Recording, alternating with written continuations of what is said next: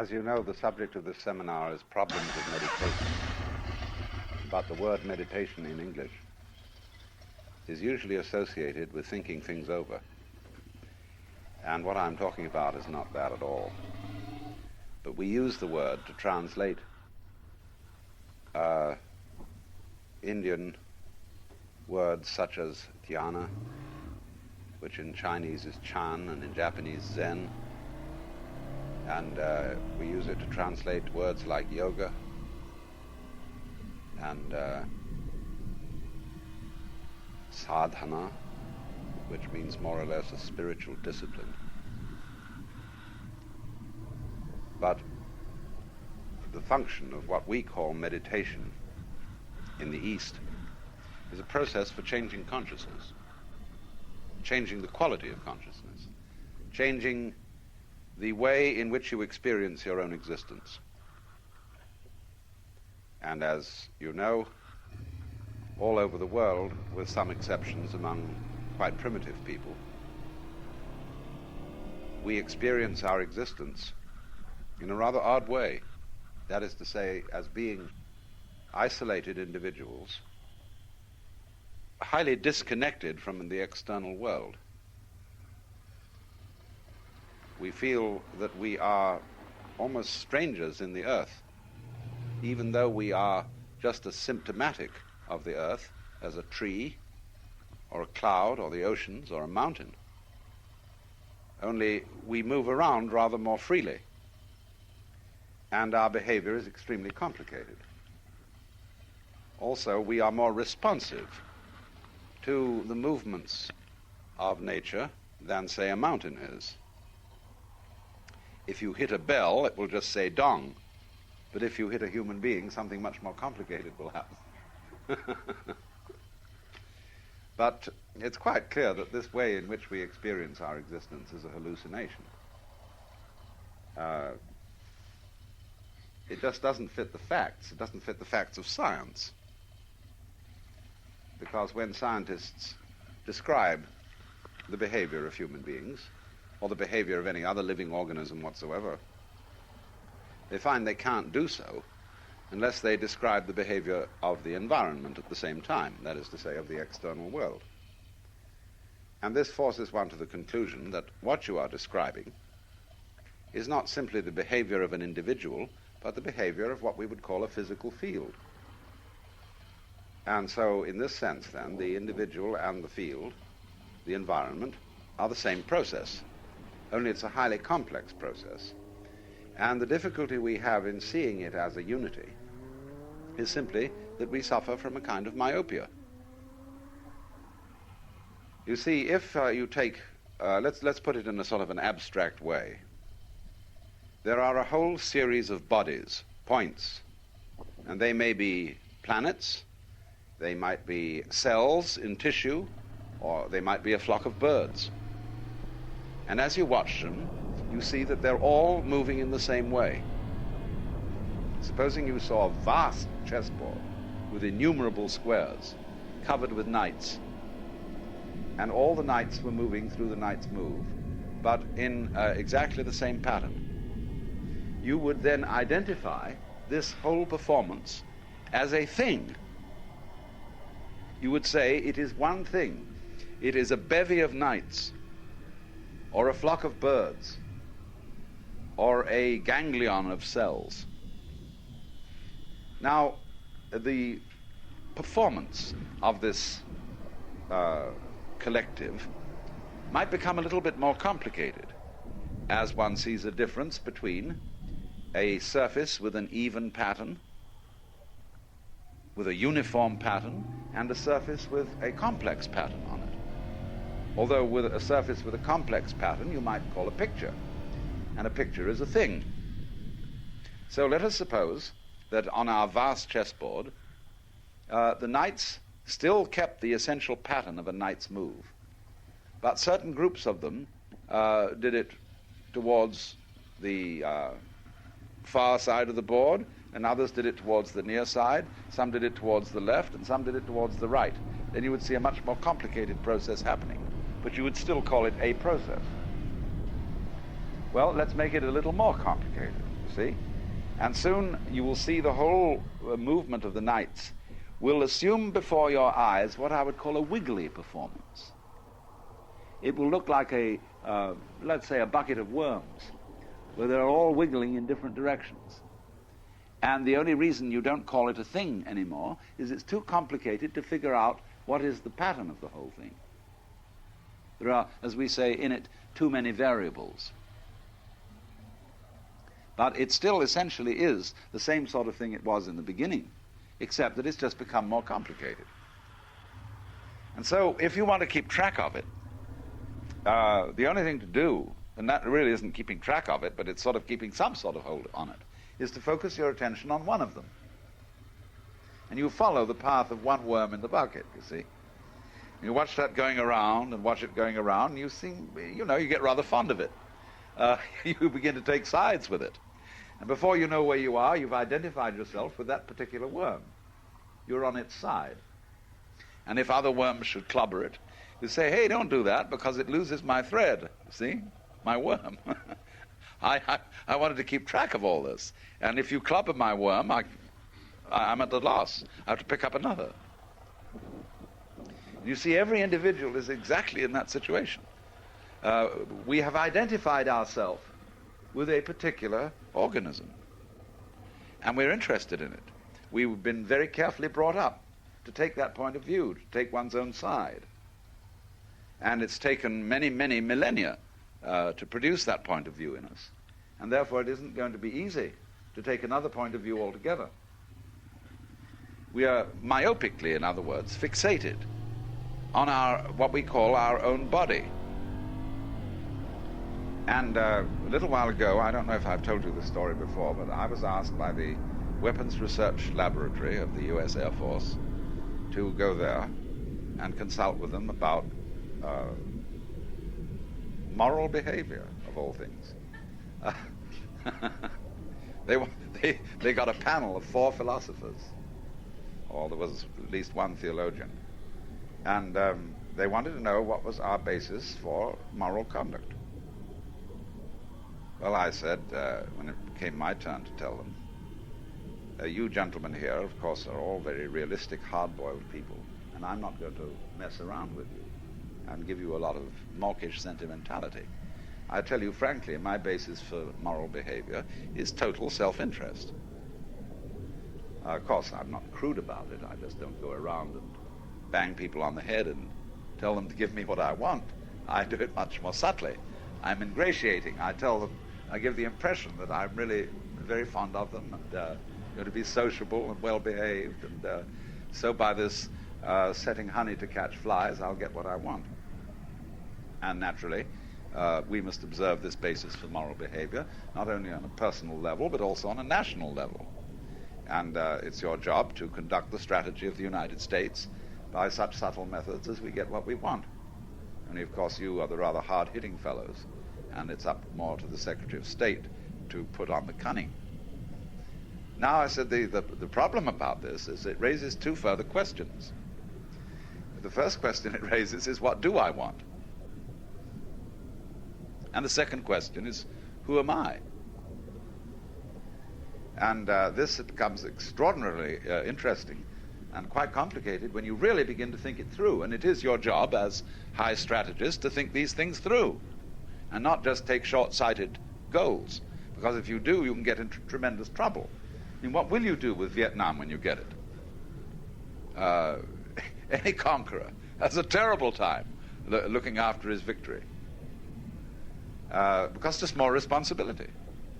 And is that what you want?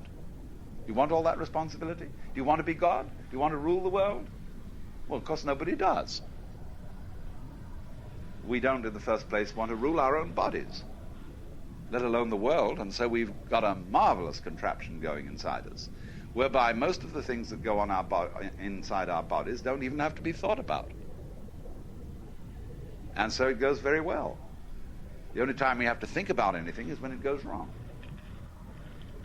We have this homeostatic process going on inside us, which takes care of temperature and all that sort of stuff, digests our food for us without having to think about that. And that's just great. And another word for that system is democracy. because we've delegated the authority for regulating our bodies to all the organs and cells and so on, and they manage pretty well. Another name for it is anarchy, not in the sense of chaos, but in the sense of anarchy as it was taught by Prince Kropotkin, philosophical anarchy, which is, he would say, for example, that if you have a bunch of pebbles in a box and you shake it, they will eventually arrange themselves in an order. And so in the same way, he said, you can only get human beings to behave themselves properly by trusting them, by letting them, say, in a big business, you have to delegate authority or you go quite mad. A person who tries to govern a large corporation or a political unit of some kind must delegate authority, because if he doesn't, he'll have to think of everything that's going on all the time, and he'll never even get a moment to sleep, because he's the perpetual policeman or the big brother.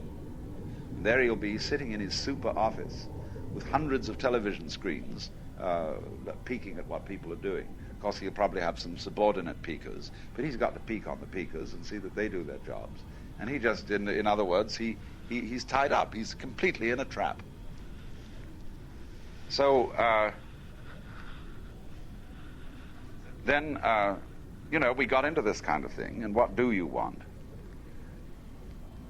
And they began to have their minds expanded, because nobody really knows what he wants. It's perfectly fantastic to talk, as I have for many years, with young people when I've been in college situations. And the thing that one talks about most in the long run is what is generally called vocational guidance. What do you want to do? Well, some people say they just want to paint or write poetry. And others say they'd like to ride horses. Others say they want to make money. And they laugh at the people who want to paint and ride horses, because they say, you never make any money that way. But I always said in this kind of counseling, do what you really want to do, and to hell with the money. Because you will find out that if you think that what you want is money, that's not what you want at all. Unless you are merely fascinated in the mathematics of making money, which of course has a certain interest to it, because it's like playing poker. But if you think you want money and that will make you happy, it won't do anything of the kind, because all the extraordinarily rich people I know are for the most part miserable. They have no idea how to enjoy themselves. They are either so absorbed in making and keeping the money and defending it against other people and against the government that they worry about it day and night, or if they don't worry about it, they worry instead about their health or their family relationships. There's always something to worry about. It doesn't matter how secure you are, how well off you are, there's always something to keep you awake at nights if you're the worrying type. And the people who think that what they want is money, they say, well, I'd like to be rich. Well, I would say, be specific. What sort of wealth do you want? You can't drive 6 cars at once. You can't live in 10 homes at once, nor eat 12 roast beefs at one meal. So in concrete terms, please make it as concrete as possible. I say as material as possible. What do you want? And who do you want to marry? And be specific. Don't just say, I want a beautiful and intelligent woman. Because there is no such thing in the abstract. There is only this particular beautiful and intelligent woman, or that one. So you have to get very specific in thinking this question through. And soon you discover, and let's just take the question of marriage as an example. This may seem to be a little bit off the subject, but it really leads directly into it. Let's take the question of marriage. Now, you say, yes, I want this, I want that, I want the other. All right, let's go along now. Would you like a woman who always does exactly what you want her to do? That she fulfills your wishes even before you've expressed them? that she is completely responsive to you. You think that over for a while, and some people would jump at it and say, yes, that's exactly what I want. But I say to think about it just a little bit more, will you? And they go on thinking a while, and they suddenly realize that what they would have would be a plastic doll. Very highly mechanized one, but very, very complicated one. But that's what it would be. Because she would never be able to surprise you. And so when it would be like a plastic doll, because when you push a plastic doll, it yields. And then when you take your finger away, it goes back to its ordinary position. Well, then you push that and it behaves that way. You say, that's not alive. That's just a doll. But what you like about a real live woman is that if you push her a little bit, you don't know what she's going to do next. And so she comes back at you, and you realize that she is a center of life, just like you are. See? Or she's another one. And that's interesting. Now, this moral is, in other words, applicable to everything.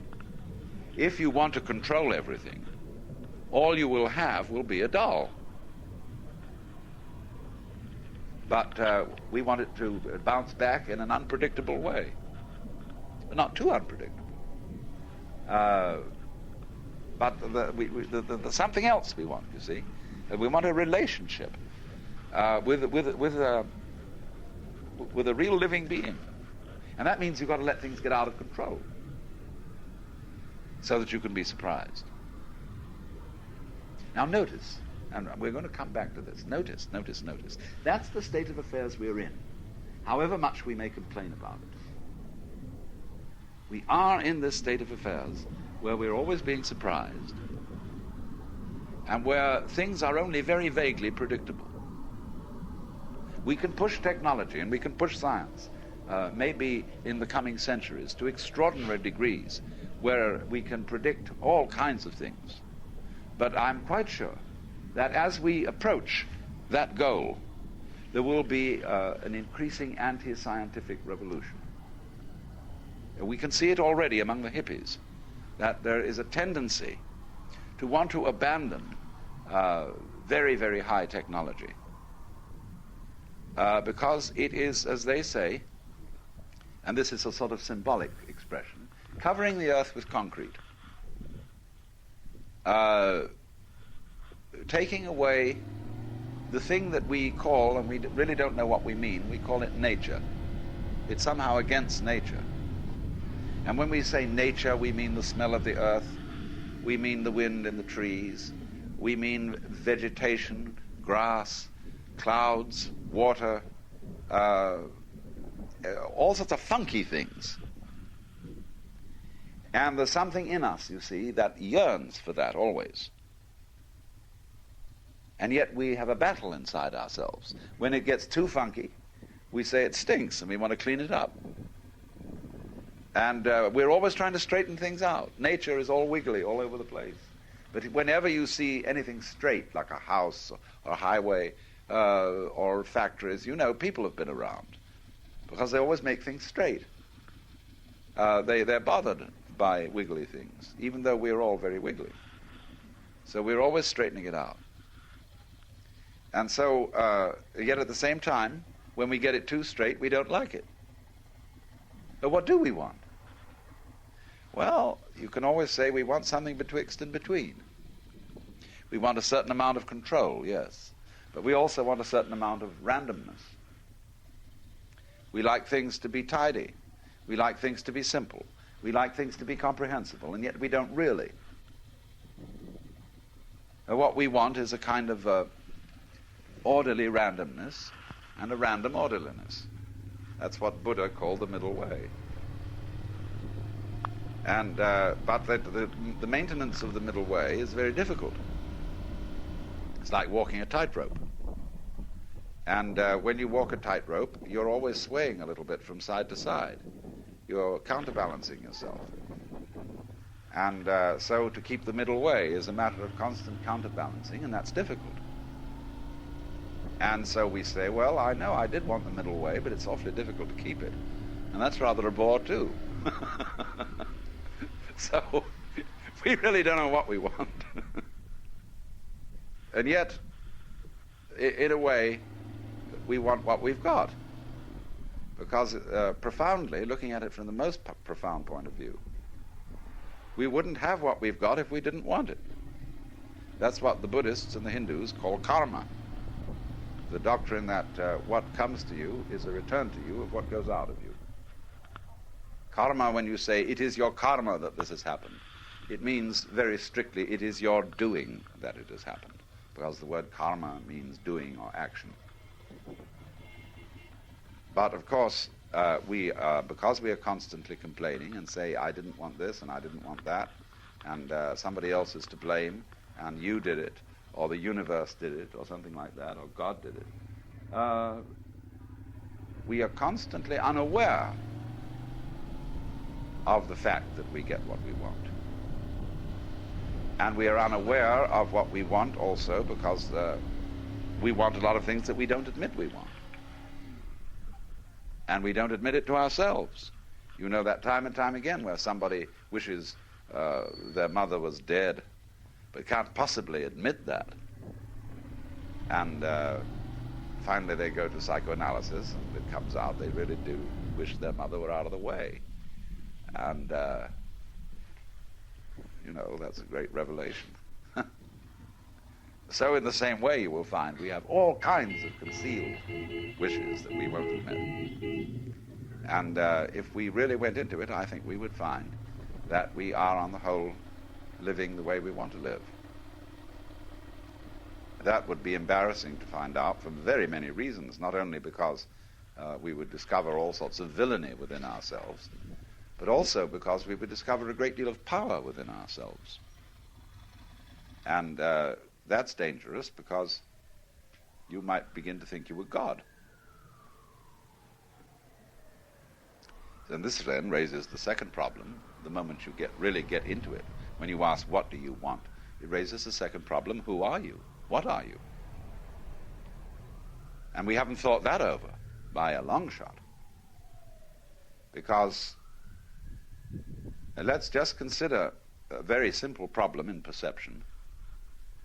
You cannot identify visually a figure without a background. You cannot identify a sound unless it can be heard against relative silence, or in combination with a limited range of other sounds, again against silence, as in listening, say, to four-part music. Now, if you can't have the sound without the silence, if you can't have the figure without the background, doesn't it occur to you, if you think about it, that the sound and the silence are all part of the same process?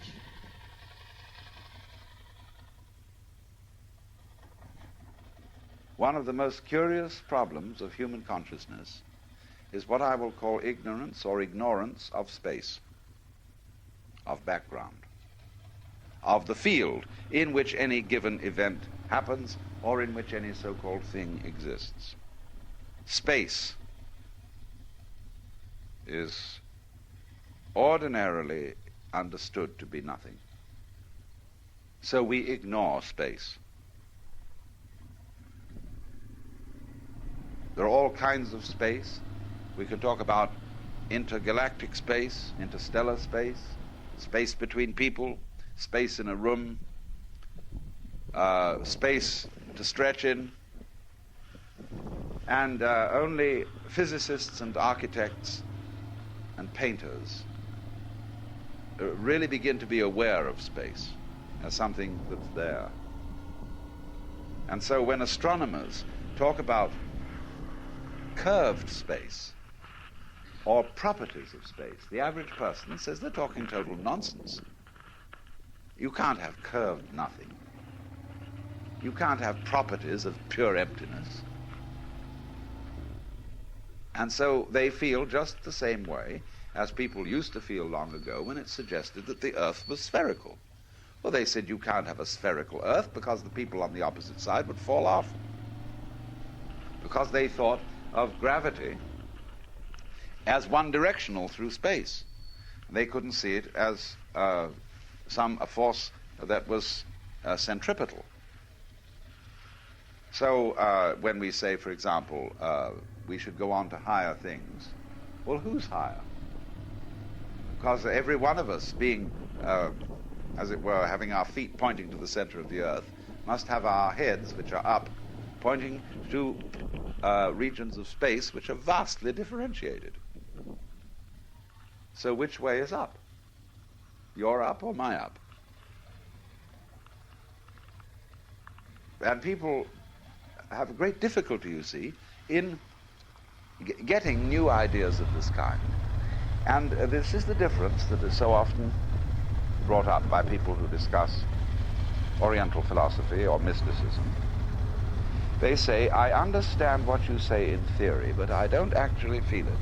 I don't realize it. So in the same way, somebody hundreds of years ago might have said to a geographer, yes, I understand your theory of the Earth being spherical, but I don't feel it. I feel I'm living on a flat thing. I suppose a lot of people living today feel they're living on a flat thing.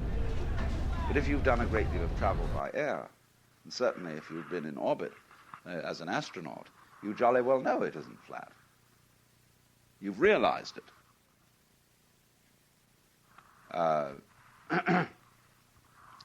So, in a similar way, I think that in the course of history, we have realized colors. There's evidence to show that only quite recently have people really been able to differentiate blue from green. In Chinese, there is one word meaning blue and green, and it means the color of nature. In Homer, there is a reference to the wine-dark sea. And we wonder whether those early Greeks were aware of the differentiation of blue from the dark red of wine. See, the dark red of wine is beginning to approach purple.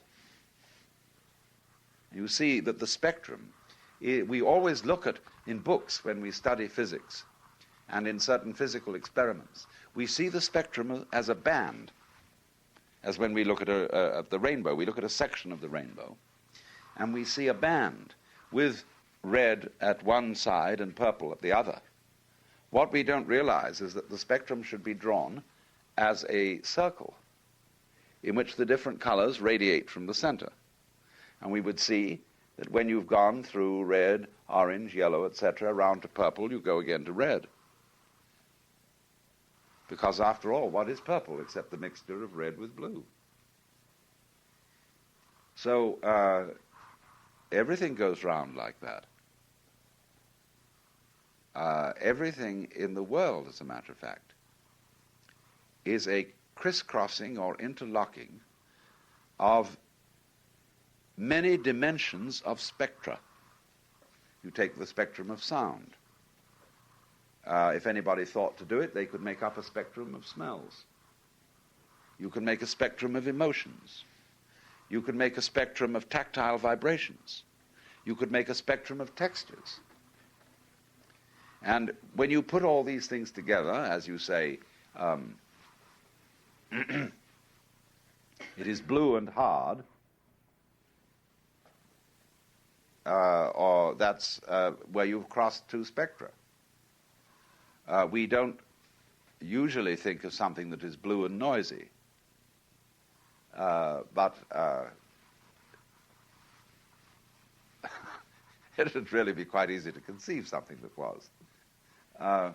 We don't ordinarily hear colors, but you can. You can take LSD and hear colors, and or see the color of sounds, and realize that your senses are fundamentally one sense, differentiated.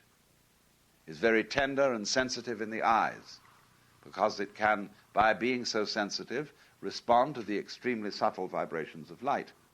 With the ears, it's a little less tender, but the ears respond to the subtle vibrations of sound, vibrations in the air. And then the nerves on the epidermis, they are a little cruder, but they respond to the vibrations of so-called hard objects, or to vibrations on the same spectrum as light, but we call it heat. And then when you begin to think about these spectra,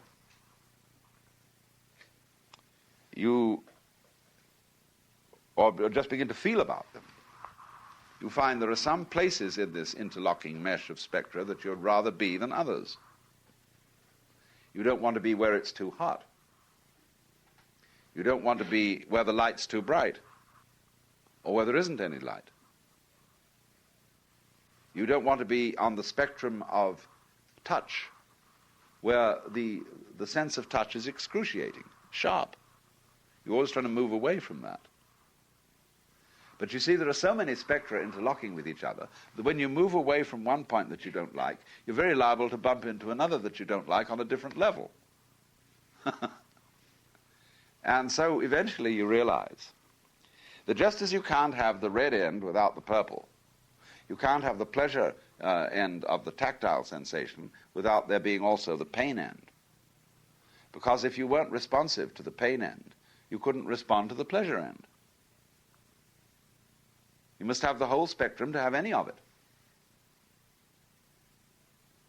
And the longer you go into that, the more you think it over, the more you realize that you say something that mystics often say, but which ordinary people just can't understand, when they say that everything is harmonious. It's absolutely absurd, but everything is really harmonious in the end. And all of it is somehow just as it should be.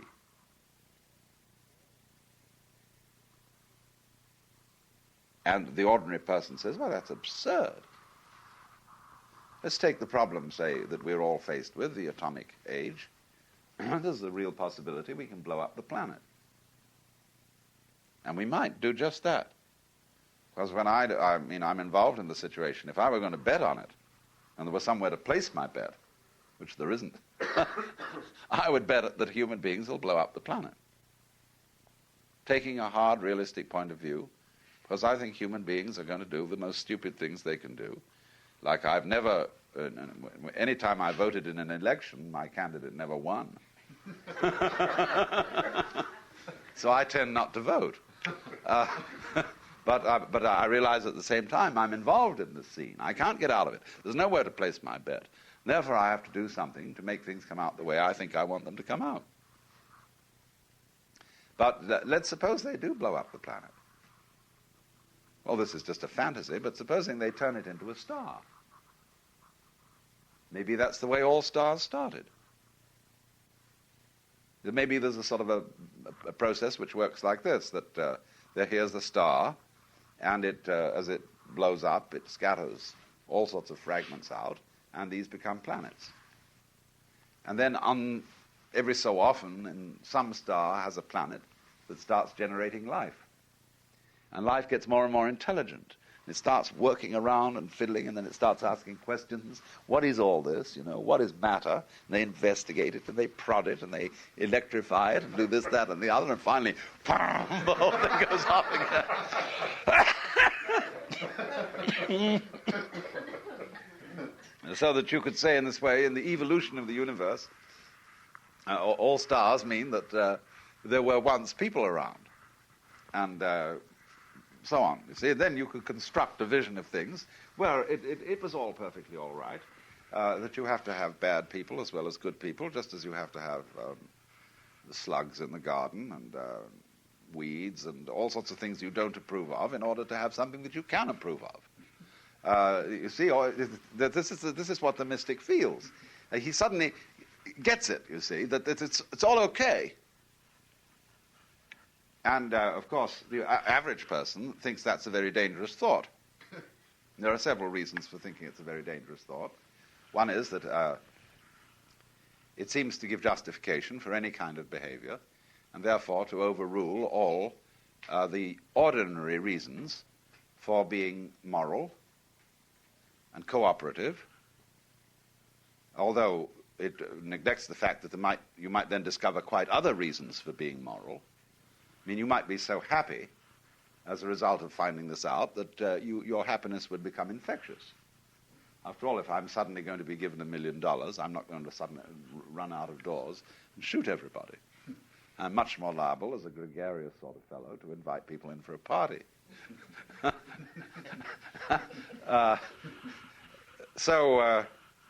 Also, people would say, if somebody realized that, well, that's subversive, that's awful, because that's bringing democracy into the kingdom of heaven.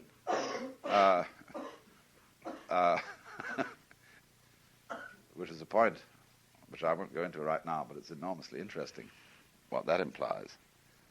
Or other people would say, it's just the opposite of bringing democracy into the kingdom of heaven. It's that you feel you're God, and that from your point of view, everything's all right. God's in his heavens, all's right with the world. Or else they say, well, it's sentimental. A lot of people say this. I've run into this type particularly in the academic world. They say the truth of life is, fundamentally, if you're a realist, and if you're really sensitive and aware, life is tragedy. And that this ennobles it. They feel that if they face the fact that the world is basically tragic, that human existence in particular is tragic, because it's full of hope and love and joy and so on, but it's doomed to come to a bad end. That's tragic. But to face tragedy and so on is to be very noble. Well, I sort of disagree with this. I say you're just strutting on the stage and saying how noble you are, because that's the only resort you've got. And wouldn't it, be better? Wouldn't you really enjoy your life much more if you could see that there was behind it all a possibility that it wasn't tragic and that it was a tremendous celebration? Only that on the way to realizing that it is, there are all kinds of things that go bang, and those nasty shocks and horrible surprises and difficult problems, because you would be bored if there weren't. You have to wiggle yourself through all these mazes, because that's what there is. That's the way we do it. Otherwise, we get bored. But, when the wiggling through the mazes and the shocks and the bangs and everything get too much, some people say, well, isn't it time to wake up? Isn't it time to stop this myopia of imagining that there is a right place in the spectrum where you can be comfortable? And I'm talking about the multidimensional spectrum of all the different levels on which we live. Can't we see that the whole thing is necessary? And that, as a matter of fact, you are the whole thing. Only the whole thing has a very fascinating capacity, which is to be able to concentrate its attention in various places. And we call these places people. And therefore to surprise itself with another person, you see?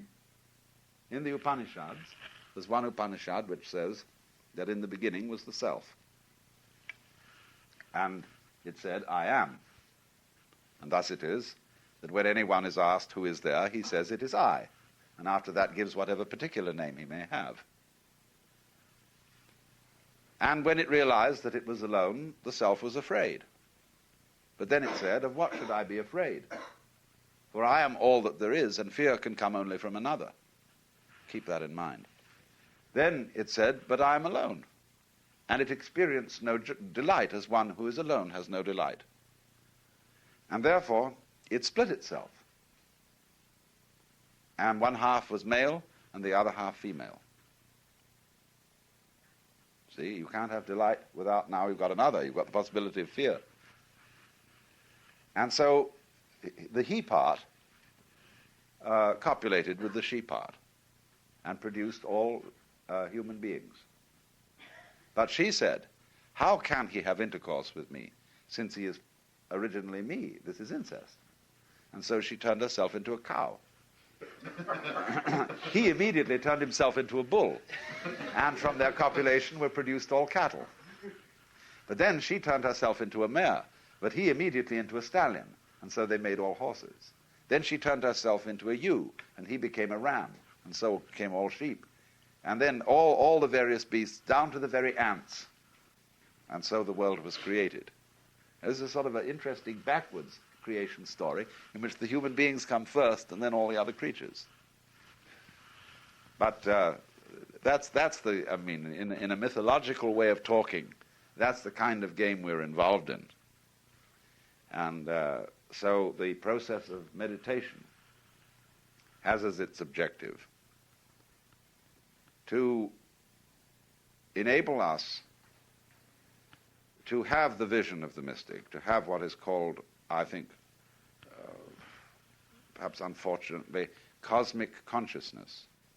Trouble with the word cosmic is that it's so associated with daft old ladies who wear violet and read Madame Blavatsky or something.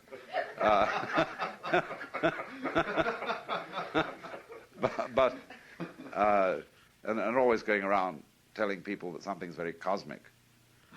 I remember I had a friend who became like that. She was a very pretty girl when I first knew her. And when she always talked about Buddhic consciousness. And I said to her, why do you use that word Buddhic? Why don't you just say Buddhist? It's an ordinary word in the dictionary. And Buddhic sounds spooky. But she went on talking about Buddhic things. And eventually, dressed in pure white, and had all things in her room white, and crystal balls on her table, so that, you know, there was nothing earthy left about her. She was much too pure. Anyway, to realize cosmic consciousness, to realize that this universe, that what there is all of a piece, doesn't mean that it's like this lady's room, all white or without any differentiations in it. It's full of differentiations. Look at it. But actually, these differentiations are all the dancing of a single energy. And you are that energy. And the thing that you don't realize in the ordinary way is that all energy goes on and off. It's pulsing things. So now you see it, now you don't. Now you're alive and now you're dead. You see? And we, because of our limited vision, don't see that doesn't matter in the least. The conceit of thinking that when you're dead, that'll be the end of everything, you know, is just appalling. Naturally, you'll come back, but you won't remember how it was when you were here before, for the simple reason that if you did, it would be a bore. You know, just like you feel you're here now without remembering ever being here before, you can feel you're here again without ever remembering you were there before, which is simply a definition of what we mean by somebody else. You know, after you're dead, you'll be somebody else who thinks he's you. Because that's what he says he is. He says, I am I. That's your name. So, I mean, just don't worry about it. The only thing is there is some sense in looking toward the future so that when you come back again, the world will be a reasonably decent place to appear in. Only, as a matter of fact, you simultaneously appear in all worlds. In whatever planets there may be with other people on them, each one of them as it comes into the world is you. That's because that's how you feel. They all feel like that. From the point of view of astrophysics, in a curved space-time continuum, every point in this universe can be regarded as its center.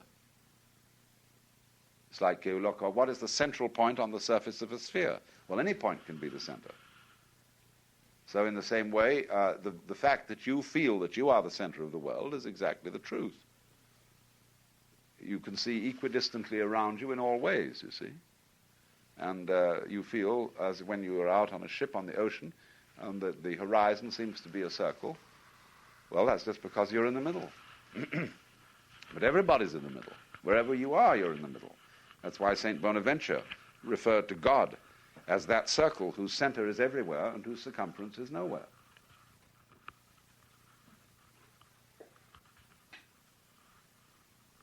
So modern man, in the West in particular, after he abandoned the Ptolemaic theory of the world and took on the Copernican, and then realized that the solar system was only on the edge of a galaxy, has felt awfully put down. You see, it's a terrible shock to find out that. Because he felt again, you see, as if he wasn't in the center and wasn't really, didn't really belong. And that's why, that having become our common sense, we have such hatred of nature and have been fighting against it so hard. But the more you study astronomy, the more you realize that that's only a partial look at things. I know a psychiatrist who uses astronomy for psychotherapy. He himself has an office where he practices, but no home. He lives on Mount Tamalpais in a tent. And every night he enjoys the view. People perhaps don't realize that you don't have to have a beautiful home like this to have a good view. All you have to do is lie on your back. And you're looking straight out into the most incredible view. Goes on forever. And to begin to realize, you see, that you're on a spaceship. It's a big spaceship, beautifully equipped. And you're going on a long, long journey, because it's not just the orbit of the Earth around the sun's moving and carrying you along. And at a pretty good clip, quite fast enough for anyone. And the beautiful thing about this existence is that, in a certain sense, everything moves by falling, but there's nowhere for it to hit. I mean, unless something should collide in the course, but we're all in a completely relativistic space. And there's no up, there's no down, there's no right direction, no wrong direction. We're behaving in this galaxy like a whole bunch of gulls. You know, when the wind blows, the gulls like to get up high, and they rock around in the wind, and they plunge, and they dance, you see. And this whole cosmos is going, blah, you know, swinging around, having a ball. Well, it's all a lot of balls. Naturally, it has a ball. So, but it needs an extension, it needs an enlargement, a universalization of our consciousness in order to be able to feel it that way and know that that's what it is. And so, therefore, to do that, there must be some way of overcoming myopia, of overcoming, shall I call it, fascinated identification with only a single part of the process. And so meditation, jhana, yoga, is the art of this defascinization, and that is why it is called liberation from maya, from illusion, from being spellbound, enchanted, bewitched, befuddled, and bewildered. The Buddha means the one who is awake, the wake, as in the man who was called Hereward the Wake in early English history. So Gautama the Wake would be an excellent translation of Gautama Buddha. Wake up. So meditation then is a process of clarifying your consciousness, rather as one allows a pool to be clarified. When it's clear, you can see what's on the bottom of it, and you can see the sky reflected in it. You see both the heights and the depth in a clear pool. But in order for a pool to become clear, either cleared of mud or cleared of waves, there's only one way to do it, which is to leave it alone. If you try to smooth the waves with your hand or with a flat iron, you'll just stir up more trouble. If you try to push the mud down, you'll just make it all the worse. So you have to leave it alone. It's very difficult, however, to leave your mind alone without going to sleep. But doing that is the whole art of meditation. And I say to someone, have you practiced the piano today? And I say to another person, do you practice medicine? It's obvious that the word practice has a different meaning in both senses. When you say, do you practice the piano, it means, do you prepare for a concert? Have you practiced as a preparation for your performance? But when you say, do you practice medicine, it means, is medicine the regular thing you do as a way of life? And so, when one talks about the practice of yoga or of meditation, which sense is it meant in? Most people take it in the first sense, practicing the piano, because they tend to look upon meditation as a sort of mental gymnastic, like doing physical exercises in the morning, because it's good for your health.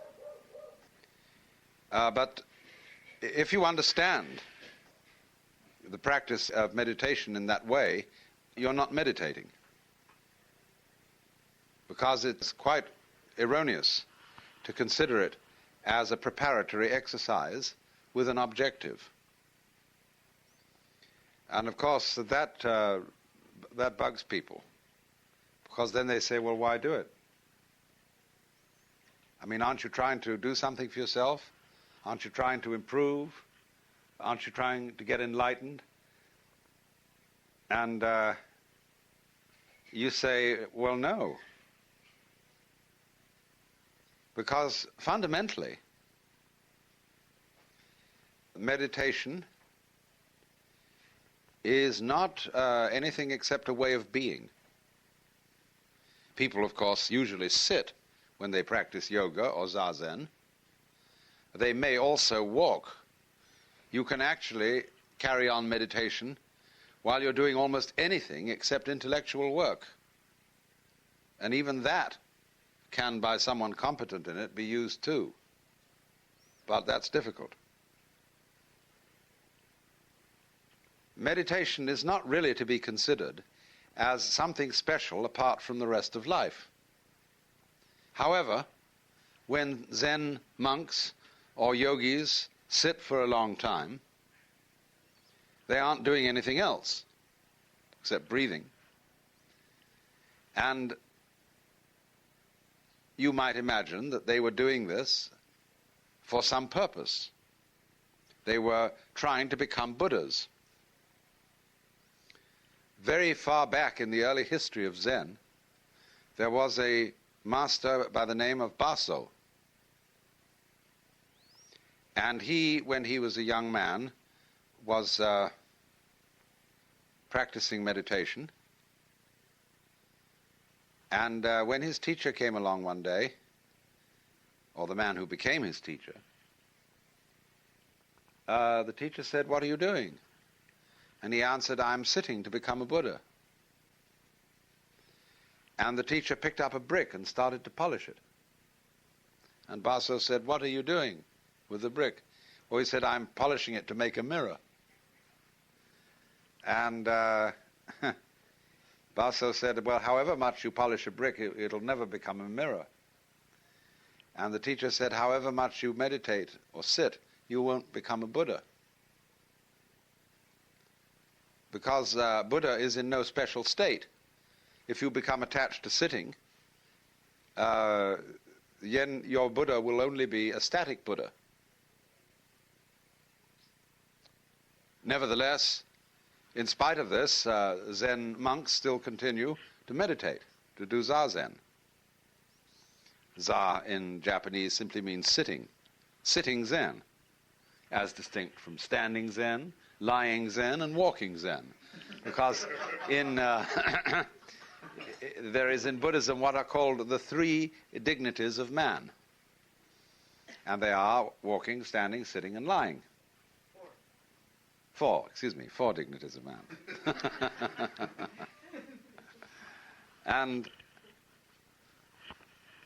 so that to sit in meditation is simply really to sit the way a Buddha sits. And so they say in Zen, if you want to walk, walk. If you want to sit, sit. But don't wobble. When Yakujo was asked, what are all you monks doing in this monastery? And he answered, we eat when hungry, we sleep when tired. The man said, well, everybody does that. What's special about you? Oh, no, said Yakujo, they don't do anything of the kind. When they're hungry, they don't just eat, but they talk and think about all sorts of other things. When they're tired, they don't just sleep, but they dream all sorts of dreams. And it's interesting, you know, that if you're the proficient people in Zen, suppose that it's said that they don't have any dreams. The Zhuangzi, the Taoist philosopher, says that when a wise man sleeps, he breathes deeply from his heels and is without dreams.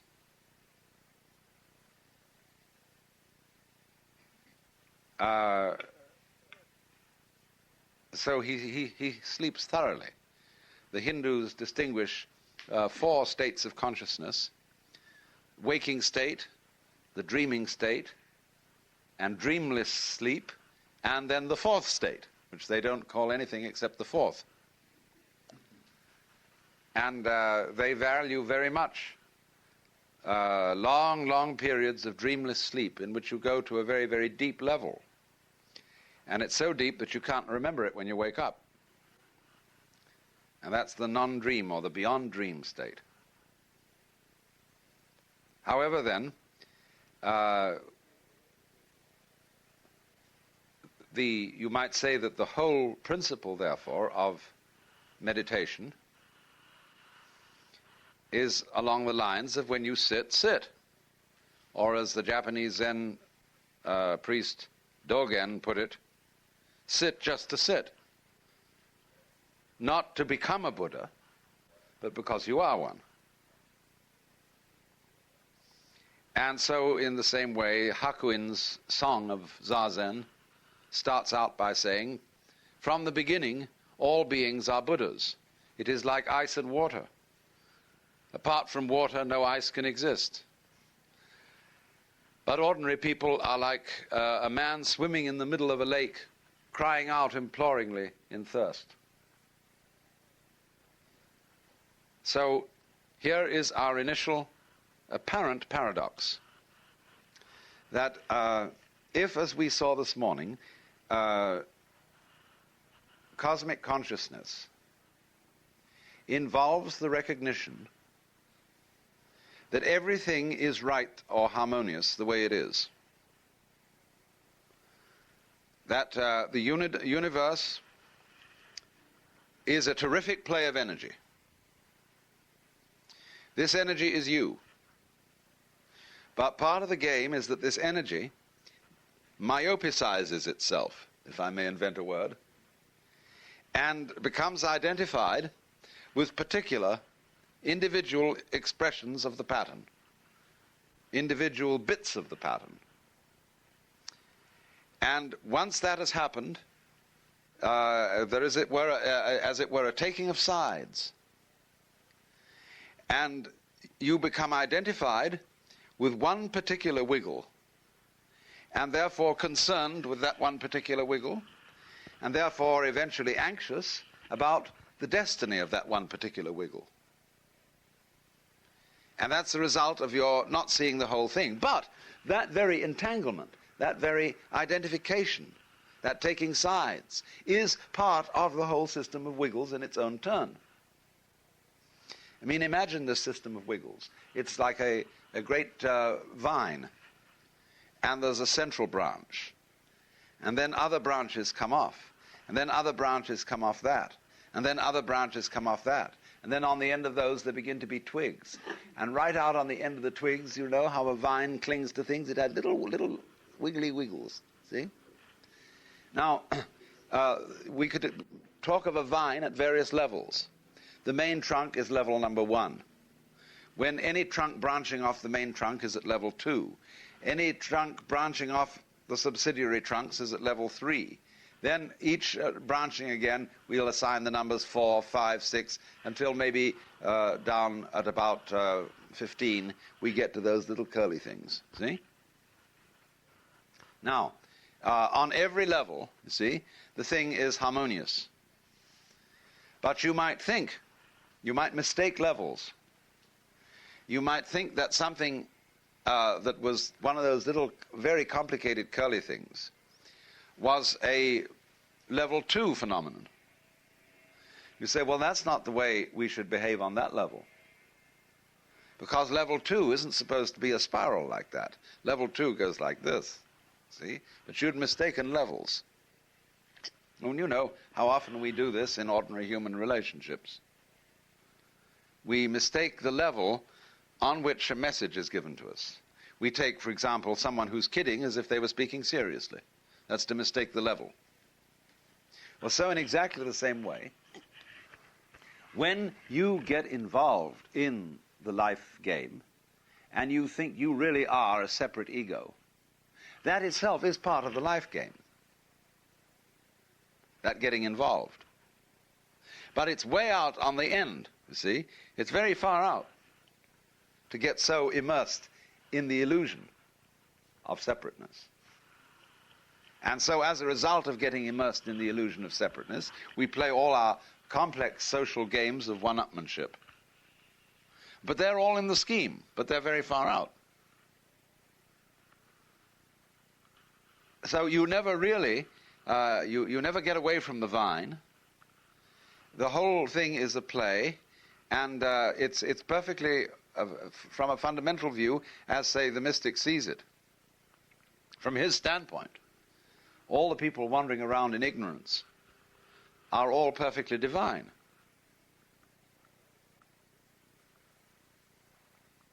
So then, there's a basic difficulty arises about this. I can put it in two ways. If the mystic sees this and says, well, I see that everyone is Buddha or everyone is God or whatever you want to say, has he really said anything at all? And if you ask that to a Zen master, he would laugh and say no, he had said nothing whatever. Because you see, from the standpoint of strict logic, you can't say anything about everything. Because the only meaningful statements you can make are comparative statements, which involve some sort of classification. And there isn't a class of all classes. There isn't, you can't classify everything. And so very naturally a person who thinks logically would say, well, this mystic is just talking out of the top of his, talking through his hat. But nevertheless, you cannot get away with the fact that the person who is saying this has had a very, very moving and profound experience. And this is the way in which he tried to say what he meant. And that's why some of them just shrug their shoulders and give up and say, it can't be put into words. You have to realize it. Because you see, whenever you put it into words, you talk nonsense. But it is rather easy to see this, that the lens of your eye is what we call transparent or colorless.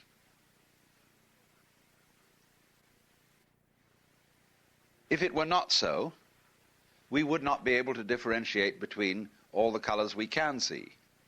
It is just possible that the lens of our eye has a color, only we're unaware of it because it's always the background to everything else.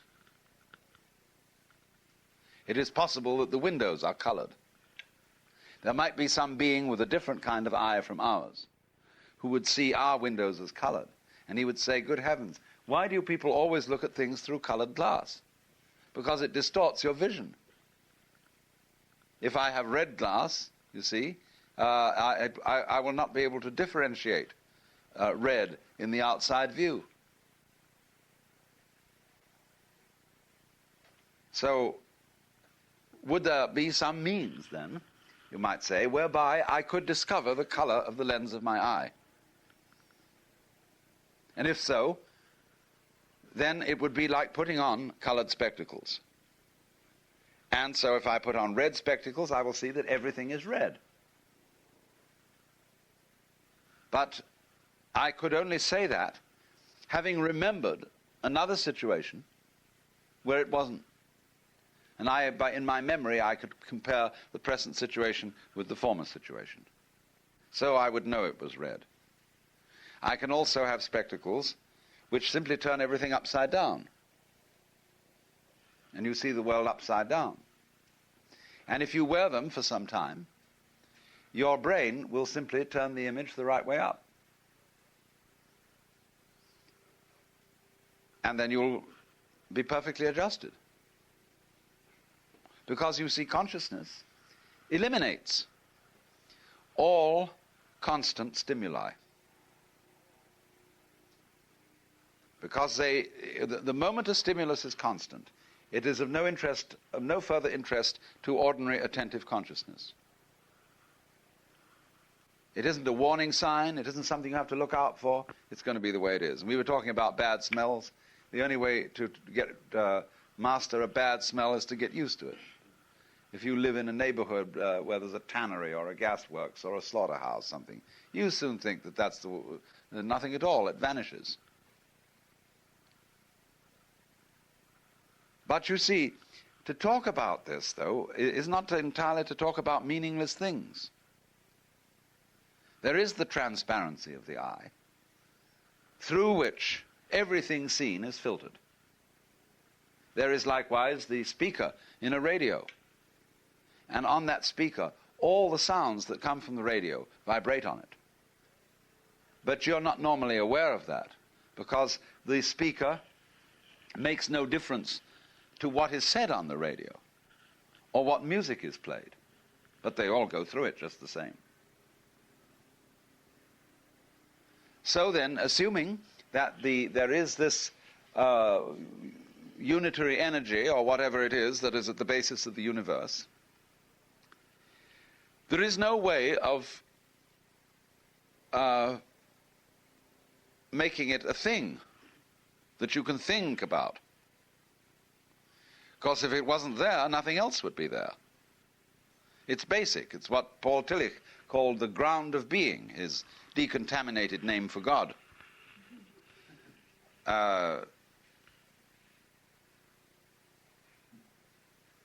So you say, well, what difference does it make? If this ground is basic to everything, what difference does it make? Well, it doesn't make any difference. That's the whole point. Unless you can say all differences that are made, it makes. Then again, a logician is going to quarrel with that statement because you say all. But by analogy with the function of the speaker in the radio or the lens of the eye, you can see that there very well might be some completely indefinable continuum at the basis of the multiplicity we call life. But how to get at it? It seems to be the same sort of problem as discussing color with a congenitally blind man.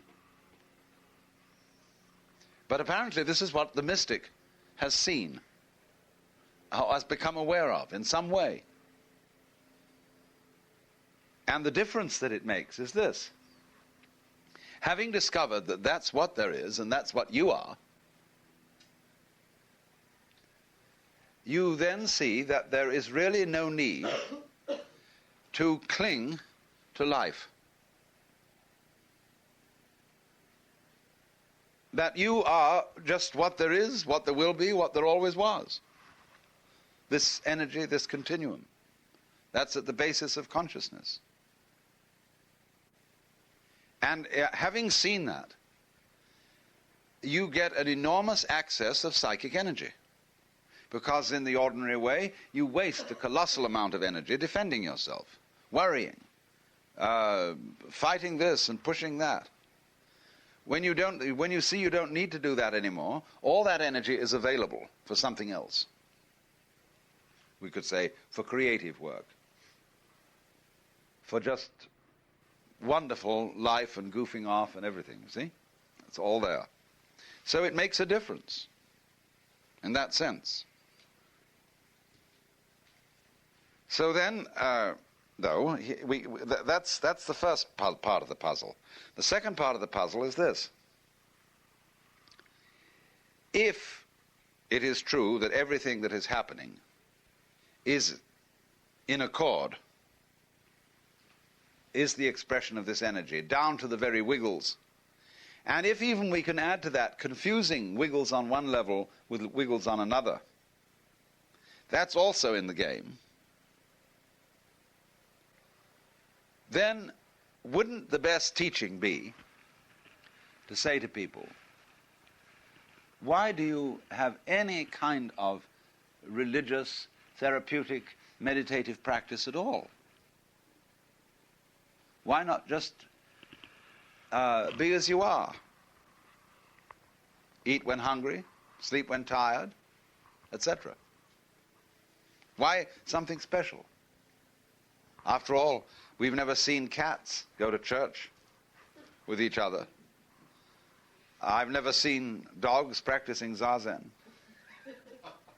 They don't have a special thing they do. Why couldn't human beings be just natural like that? Why all this hocus pocus? Furthermore, we could go on to say, it may very well be that this hocus pocus gets in the way of realizing the basic unity. That because if you are a Buddha, trying to become one is based on the presupposition that you aren't so already. And therefore it becomes like what the Taoists call beating a drum in search of a fugitive. Or as we would put it, driving to a police raid with a siren on. Because then they hear you coming. Get out of the way. So in this way, Bankei described it as trying to wash off blood with blood. Or we would say trying to put out fire with fire. And there is an enormous amount of truth in this.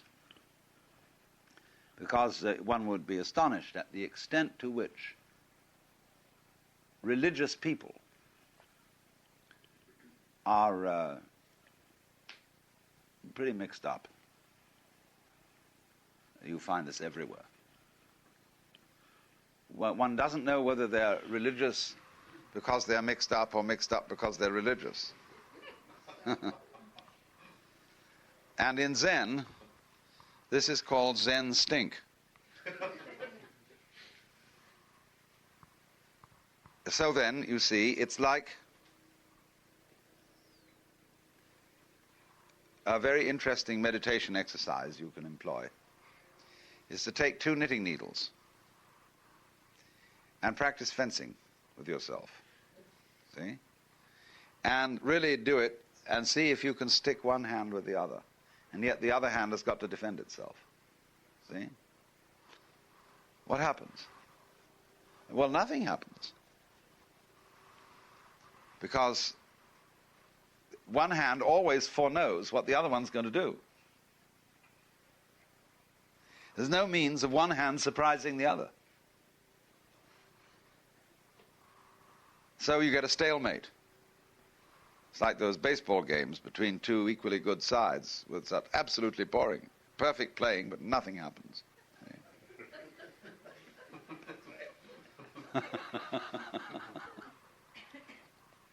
So there has to be a surprise.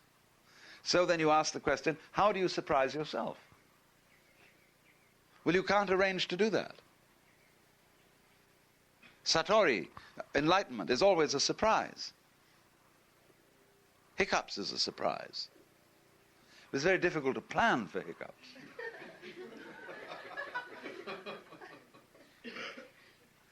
Or, you know the old Indian superstition that if you think of a monkey while you're taking medicine, the medicine won't work. So you must try not to think of the monkey while taking the medicine. You see? There's the whole hang-up.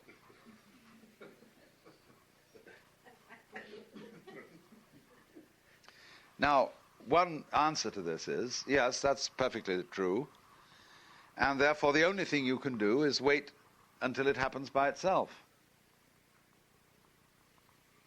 Let's say, oh, heavens. I might wait all my life for Satori, and it might never happen. It's like one of the kings of Spain. Went for 27 days without a bowel movement. And heaven only knows what anxiety, what frightful purges were taken. But as George Grodek, the contemporary of Freud, used to say, just don't worry about it. There's a hole down at the end and it's got to come out sometime.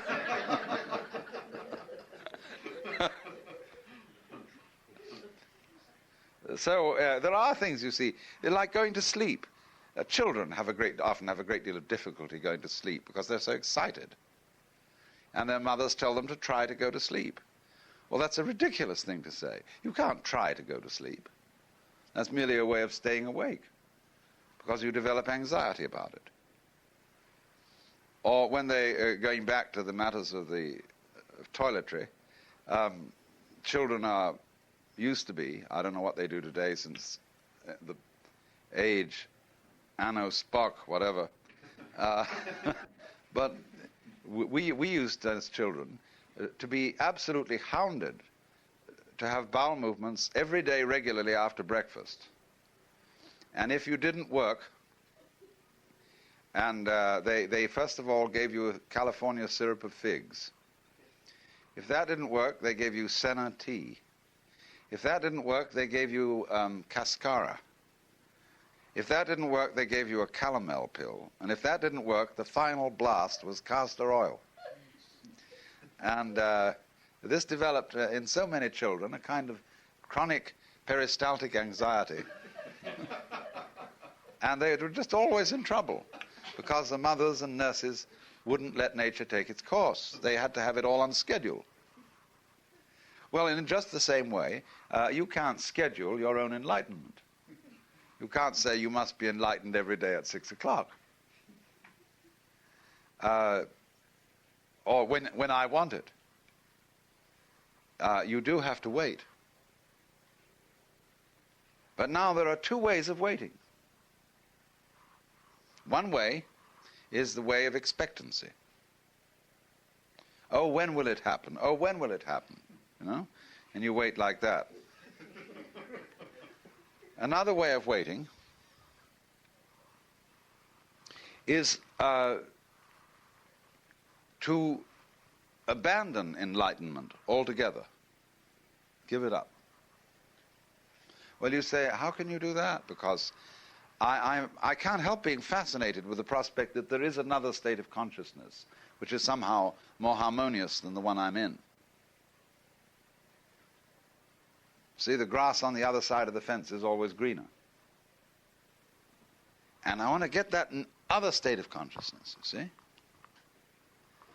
Well, now, then teachers, you see, have all kinds of clever gimmicks that they use to get in here. They say, such as, you should realize that enlightenment is really the actual state of consciousness you're in now. There's nothing to be attained. And or it was like one of the monks came to Joshu, another early Chinese Zen master, and said, what would you say to someone who comes to you with nothing? Joshu answered, throw it away. And so, all right, in ordinary consciousness, we are normally trying to get into another state of consciousness. We call it, say, the quest for pleasure or the quest for happiness. I would like to be happy all the time. Therefore, I don't like the state of consciousness I'm in. I want to get out of it. Now then, if I say, somebody says, no, you can only change your consciousness by accepting it as it is. Then if I do something about that, like trying to accept my state of mind as it is, why am I doing that? Obviously that I want to change it. So I didn't accept it at all. So then the teacher can say, all right, look, just leave everything alone.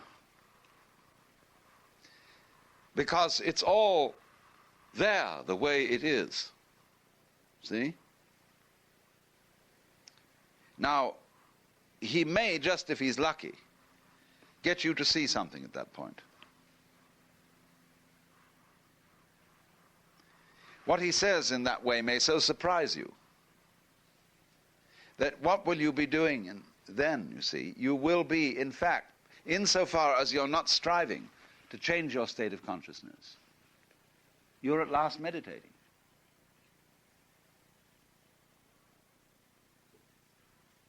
But it's that, you see, it's that little problem to get over. One thinks, in other words, wouldn't it be nice to have cosmic consciousness? Gee, think of all the problems it would solve. Think of all the new energy I would get. Well, what's wrong with this consciousness? What's wrong with being in this state? Can't you, get rid of your troubles anyway? By seeing that you really can't do anything about them. Because, you see, if you do anything about your problems in practical life, it's like what you're going to do if you win the war. Supposing you got money troubles, and you, by some shrewd business, you get some more money. You think you've solved your problem for a while. But then you start worrying about something else, as I pointed out this morning. You got the same old trouble back, only you got it in another form. And we're always doing that. We're always doing the same thing over and over again in all kinds of different ways, pretending each time that it's a new trick, or a new situation, or a new problem. That's what makes the world go round. It's like a squirrel cage, see? This animal going chung, chung, chung, chung, chung, chung, chung on the bottom of the cage. And he always stays in the same place, but the cage goes round, and it looks as if he were getting somewhere. But he's not. Plus ça change, plus c'est la même chose. The more it changes, the more it's the same thing. And so it is likewise with all beings in this universe, whether they be as high as the gods or as low as the demons. They're all on the make.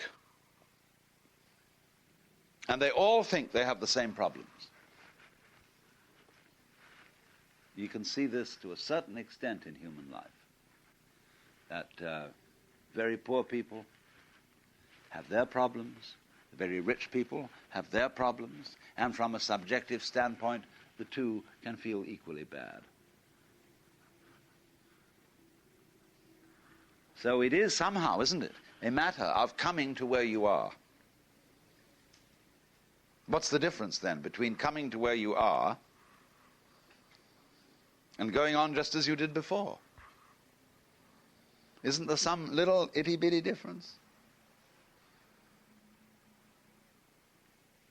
Well, if I say no, there isn't, there's none whatever, some people will simply dismiss the subject out of hand. Other people will be very deeply affected by it.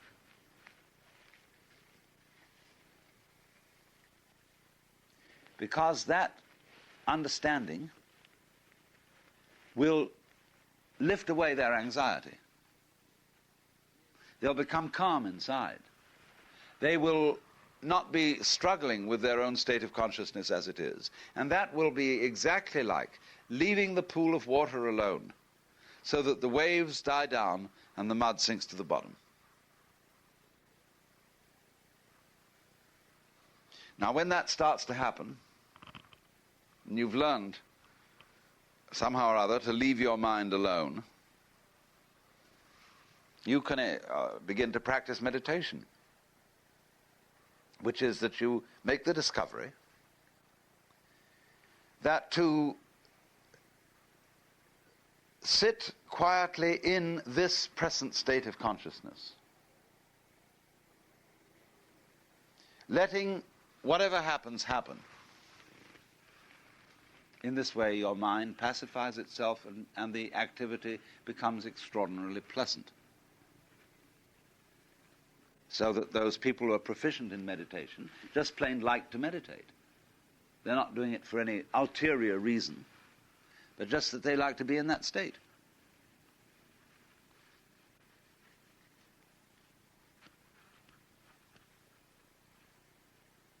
But the question is, you see, how do you get to that little jumping point between the two? And as you examine it and go back behind the motivation, you see, why do you want to jump from one to the other? Because I'd feel happier? How do you know you would if you haven't already been there? Well, all those mystics who come back with reports of it say they're happy. It's like the little girl who wrote to me the other day. Said, "Dear Mr. Watts, are you enlightened? I would like to be enlightened too. Will you please tell me how I can be enlightened?" Age 15. I haven't answered the letter yet.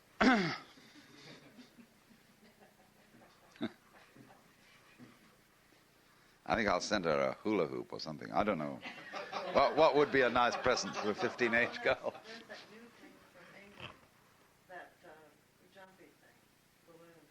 Oh, that's right. Yes, that's right. Yeah, kangaroo balloon, yeah.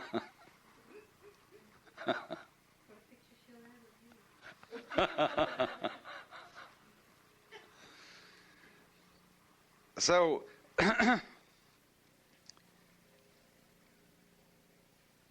this is, then let me try, first of all, and put it in this way. Generally speaking, the simplest way to learn to meditate is, yes, by all means sit down in lotus posture or any posture that is reasonably comfortable, and let your mind alone. You could say to your thoughts, okay, go ahead. Think anything you want. Say to your feelings, all right, feel. To your body, yes, by all means itch, fidget, or whatever. As Lietza put it, I let my mind think whatever it liked. I let my mouth say whatever it wanted. I let my eyes see whatever they wanted to see, and my ears whatever they wanted to hear. That is, in a way, you see, in the direction of the democracy of the body I was talking about. Give free speech to your mouth, free hearing to your ears, and you can free vision for your eyes. Then he said he let his legs go wherever they wanted to take him. And then he discovered he had the sensation of walking on the wind. And he says, I didn't know whether I was riding on the wind or the wind was riding on me. In other words, he was describing the tremendous liberative effect of trusting your own organism to do its own thing. Of course, we feel that that's dangerous. because we think that the human organism is really a kind of a naked ape.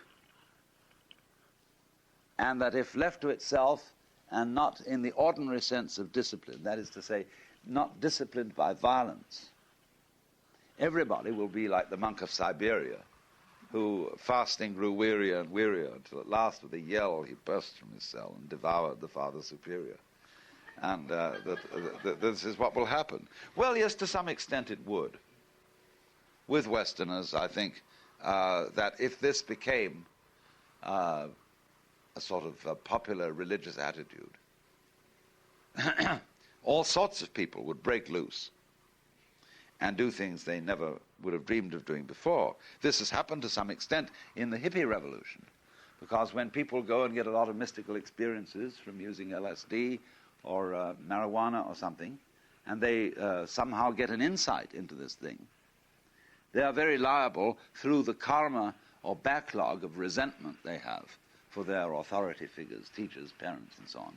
They will do something calculated to shock those parents completely. They will wear the kind of clothes that would be quite outrageous. See, responsible Americans always appear in a certain way. You can turn through the pages of photographs of important people, and by Jove, it's amazing how much alike they look, but especially in dress and short hair and so on. So naturally, the hippie, having realized this experience, grows his hair long, wears womanish beads, and generally does all sorts of petty thievery, and writes four-letter words all over the place, and you know the whole pitch.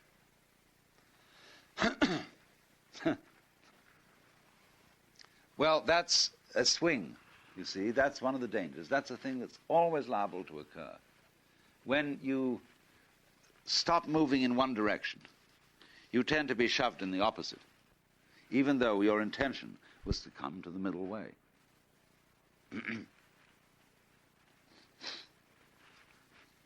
Now, but on the other hand, if you persevere, now that sounds like a practice word in the sense of practicing piano. Therefore, persevere isn't quite the right word to use for meditation. Not persevere, but simply go on doing it for no purpose at all. You know, when you've got the hot water faucet on and cold water is coming out, and you leave it along, and it keeps coming cold water, you may, with your fingers on the tap, be impatient and say, oh, it's never going to come. Sometimes it comes quickly. But this is the idea, you see. Meditation is putting your fingers under the cosmic hot water tap, and then you have to wait for it to happen. Now, there's a difference between the experience and the statement. If I say, you wait for it to happen,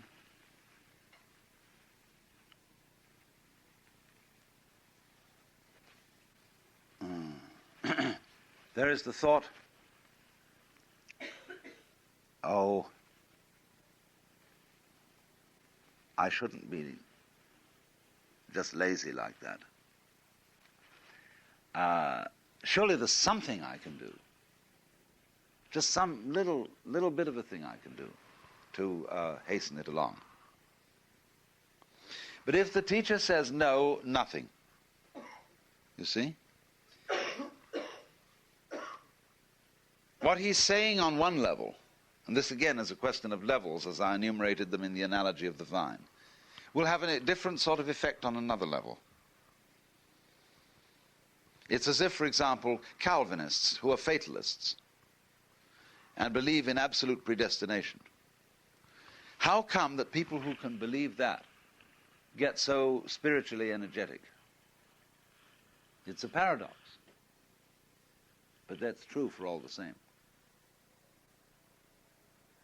The person who sees, in other words, that any forced meditation can't solve anything, thereby leaves his mind alone. There's a Tibetan poem, sort of verse, Manom Masem Machadching, Manom Masam Rangbabzad, which means don't think, don't meditate, don't concentrate,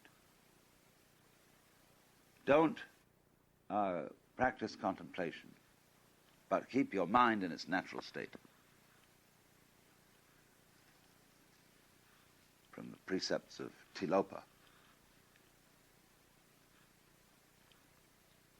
Well, you can't do it. There's no way of keeping your mind in its natural state. But if I say to you, but you don't need to, you always are. If you then and there get what I'm saying, so you just simply believe me,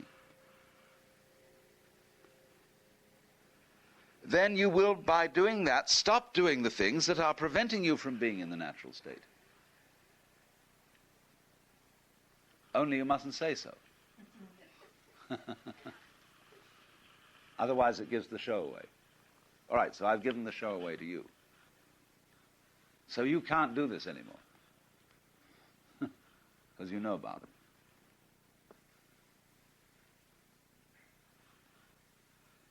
So what will you do next?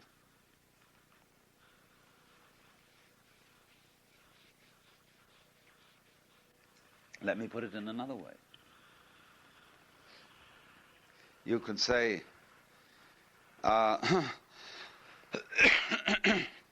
whether you like it or not, you're a Buddha already. And nothing you can do will get rid of it. Not even trying to get it will get rid of it. See, I've gone to another level now.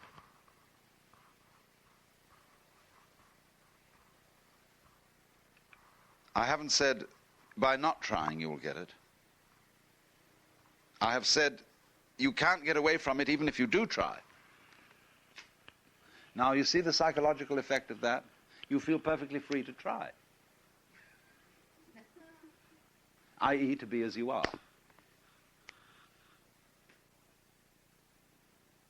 And in this state, then, you are no longer wrestling with yourself. But the point is, we always do wrestle with ourselves. Even people who we would consider, spiritual bums and total failures, and even positively vicious people. They're wrestling with themselves like anything. Why, let's take the people who, there's a special kind of cheating the income tax. And what you do is, you go all over the country filing false returns, and then claiming something on them. So the government will send you a check, and you keep a place in ever so many different cities. And you go around collecting the checks. But you could earn far more money at an honest job. I mean, this is one of the great fallacies of the criminal life, that it becomes very complicated because you have to tell lies to cover up lies, and you have to commit murders to cover up murders. And you get so involved.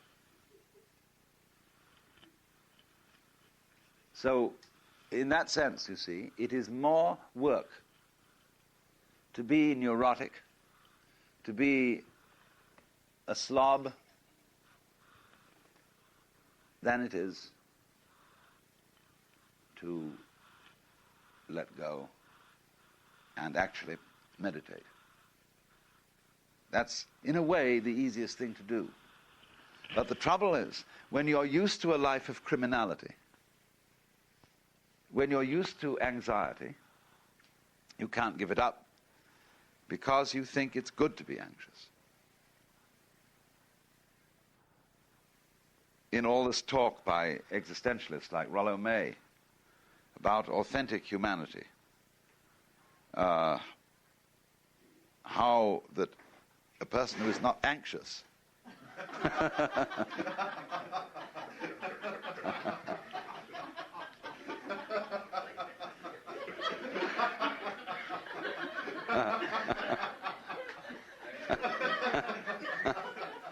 surprise.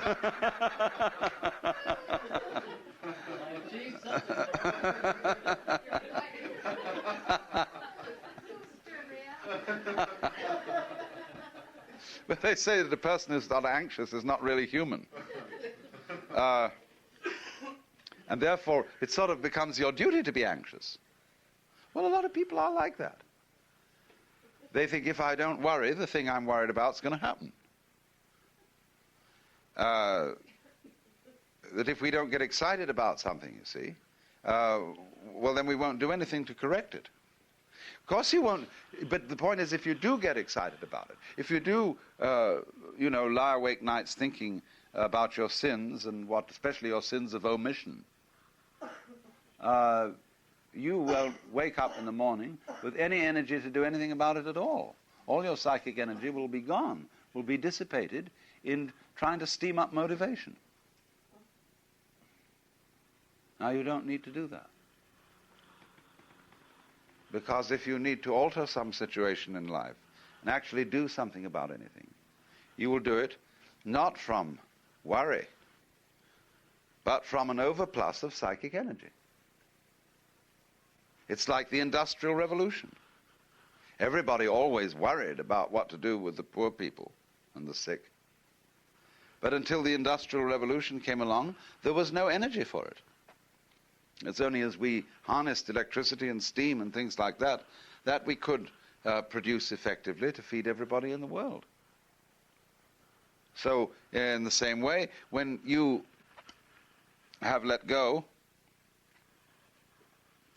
then you've got all this energy to do things with. You don't ask, where are we going to get the energy from? It's like asking, where are we going to get the money from? Money doesn't come from anywhere. It's an invention. And so where are you going to get the energy from? Well, the answer is you are energy. You are nothing but energy. Your whole being is a pattern consisting of nothing whatsoever except energy. There isn't any kind of lump of body that you are carrying around. That's a koan in Zen. Who is it that carries this corpse around?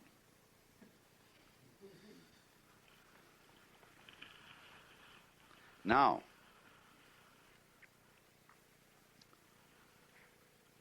there is a very curious relationship between great energy and activity and stillness. These two like each other very much. You take a guy like Joe Louis, the boxer. He would spend a great deal of time just lounging around. He was like a great big cat. And study cats, because they're just like this. Cats will relax like this, completely open. They'll curl up. They'll sit for a long time, quite still, but wide awake, watching. And then, zingo, the minute a cat needs to do anything, it's all there, just full of energy. So in exactly the same way, anybody who has realized energy, he will very much enjoy being like a cat and spending time just sitting. And that's meditation practice. And that's real meditation practice, as distinct from something which is self-conscious, cultish, phony, where everybody... one of the most offensive things about certain people in Japan who go over there to study Zen, they're always bragging about the difficult times they had, how long they sat, how much their knees ached, how difficult it all was, but by Jove, have we suffered. You know, this is the good old Protestant conscience. Suddenly coming along in a Buddhist robe.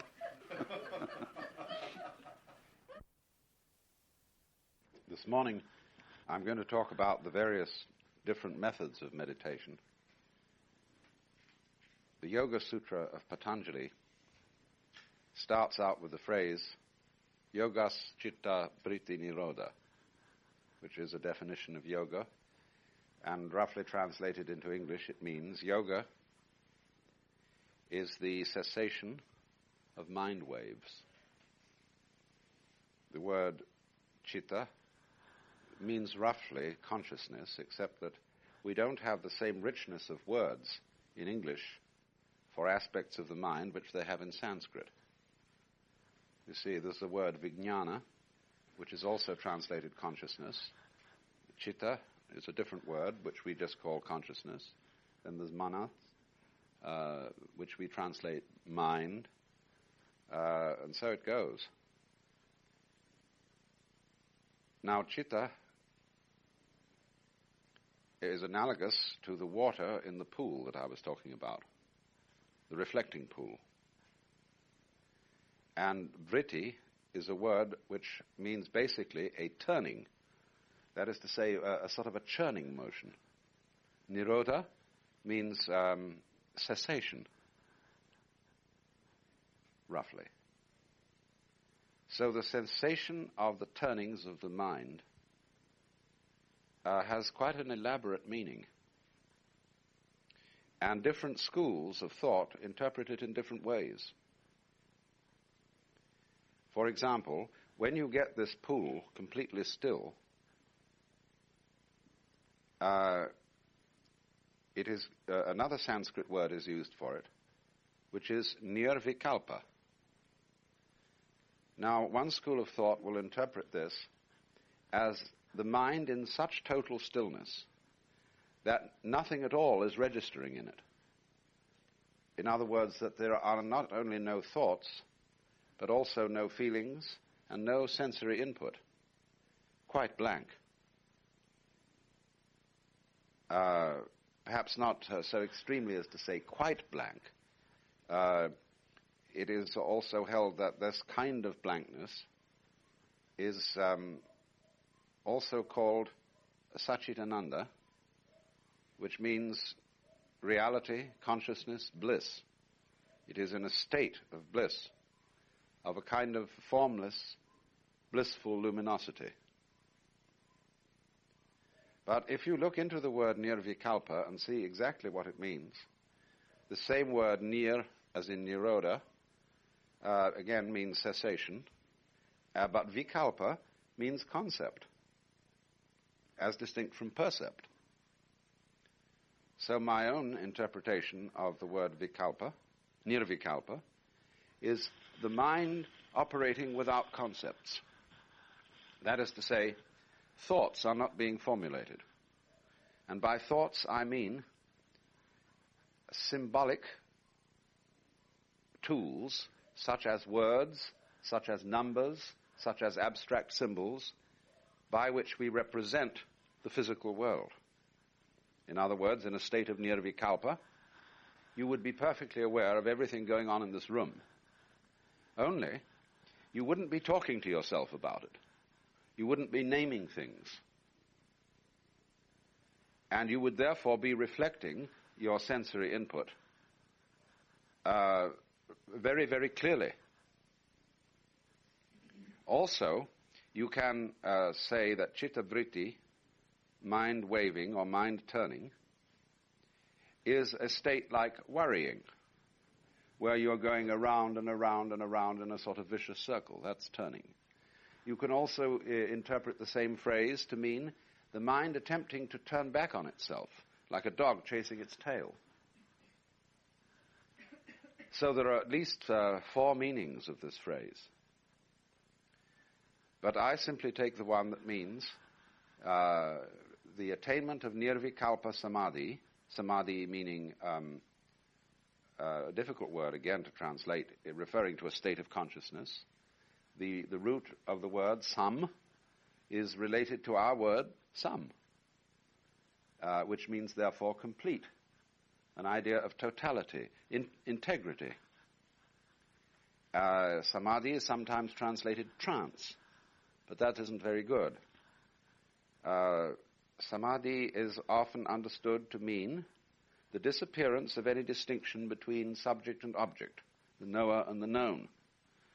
And probably that does rather well, because, as I explained yesterday, when, after some time, you have simply allowed your mind to think whatever it wants, and to feel whatever it wants, and to perceive whatever it wants, you become aware of yourself, not as a sort of separate observer, but simply as the flow of experience, so that there is no experience facing an experiencer, or vice versa, but simply a process of experiencing which is unitary, even though it is differentiated as we speak of sensory differentiations, only you don't call it differentiated. That's a concept.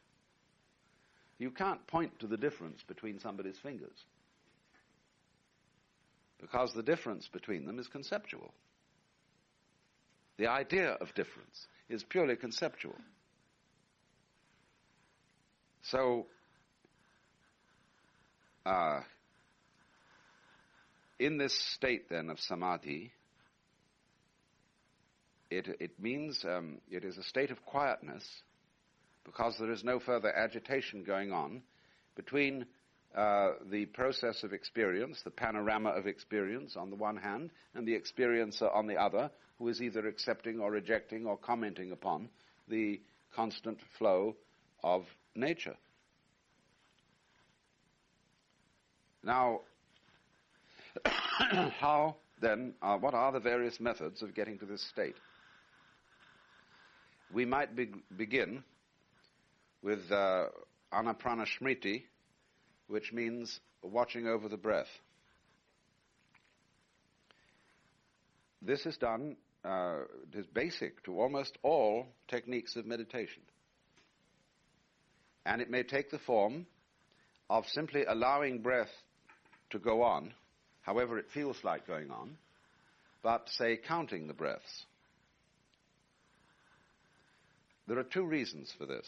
Number one, by watching breathing, you concentrate your mind on something which absorbs your attention, but which isn't a concept.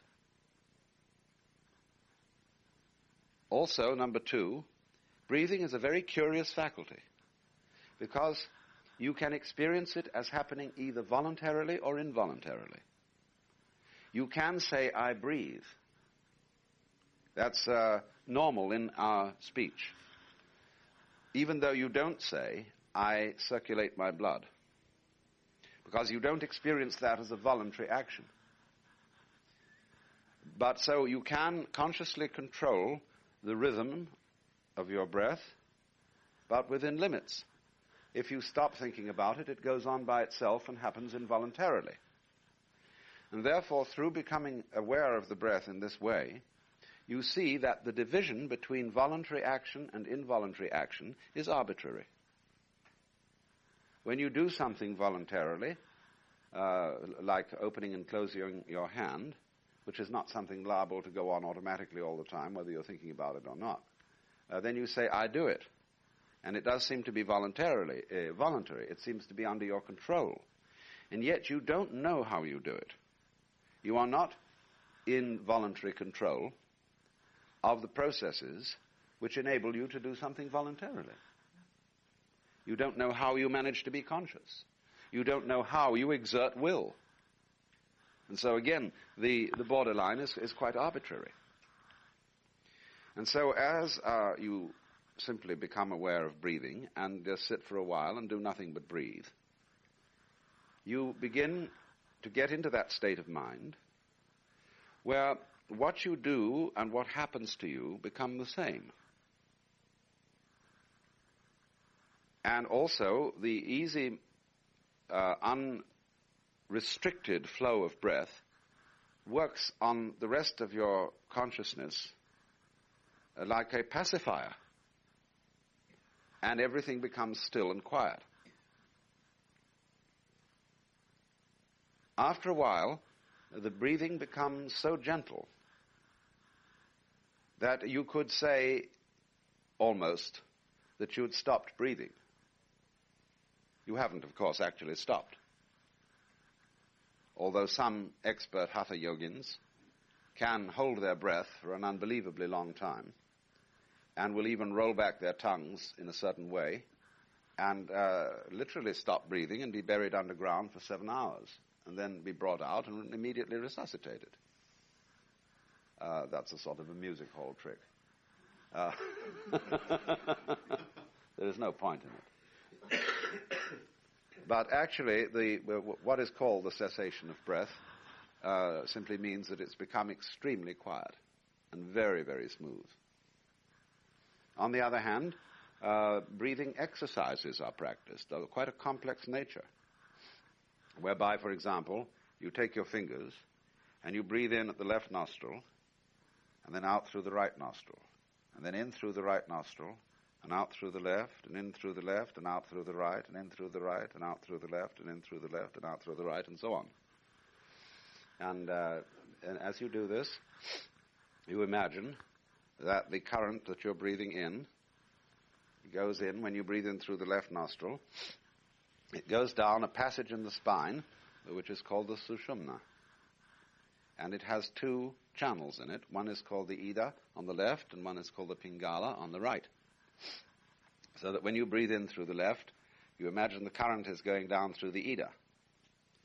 And it goes all the way down to the bottom of your spine and strikes on a center called the Muladhara chakra.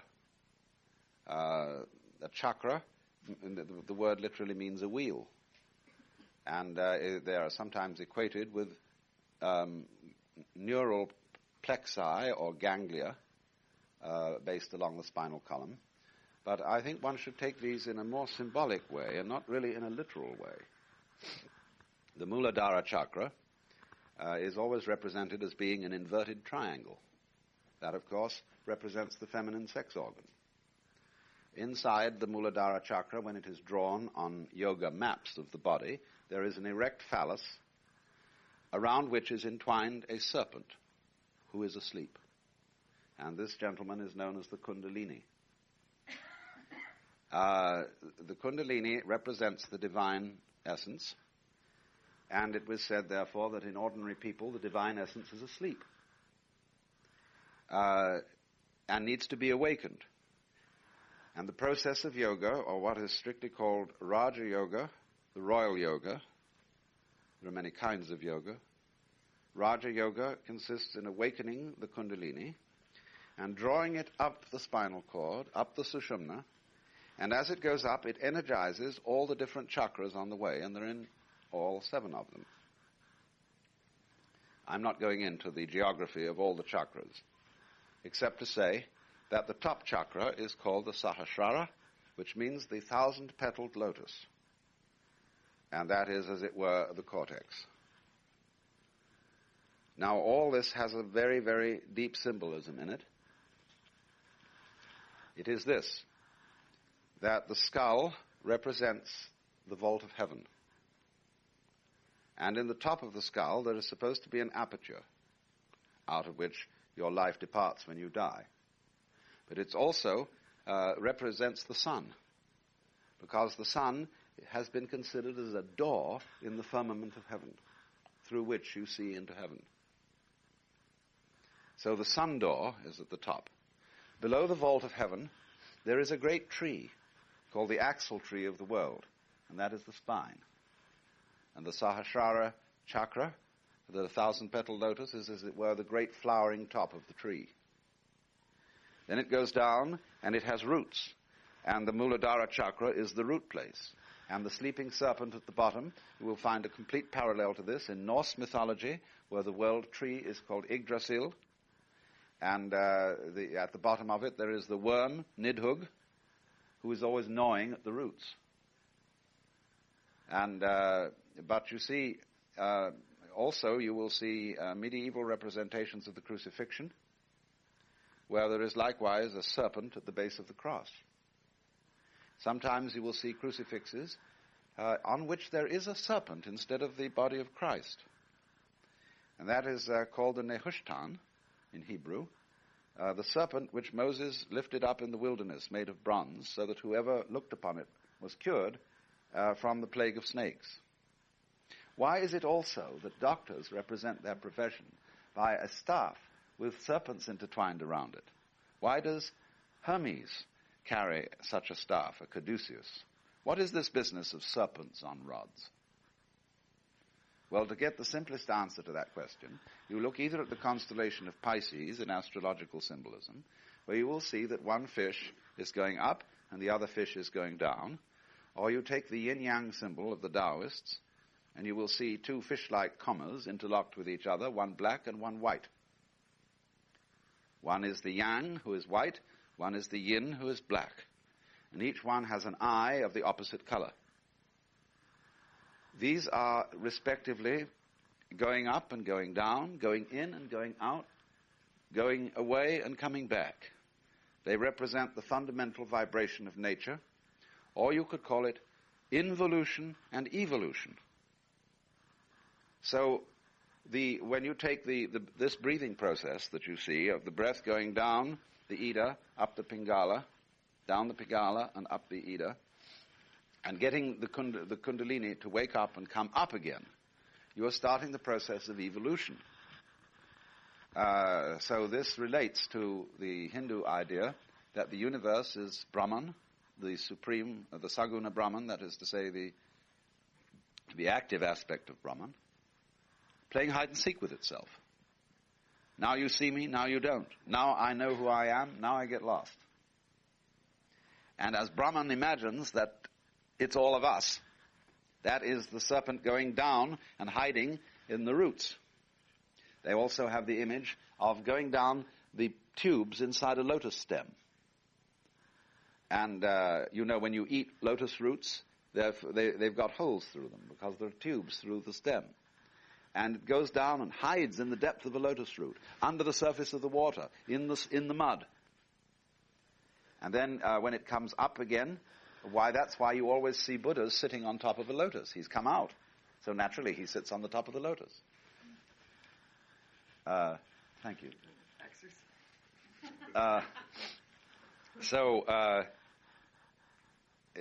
Likewise, also, there's a myth that Buddhas are born at midnight.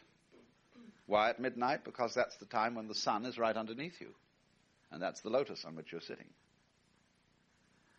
All these are images and figures from all over the world that fit together in a funny way. So then, as you go on practicing this pranayama, it's called, the breathing technique, and you energize the kundalini.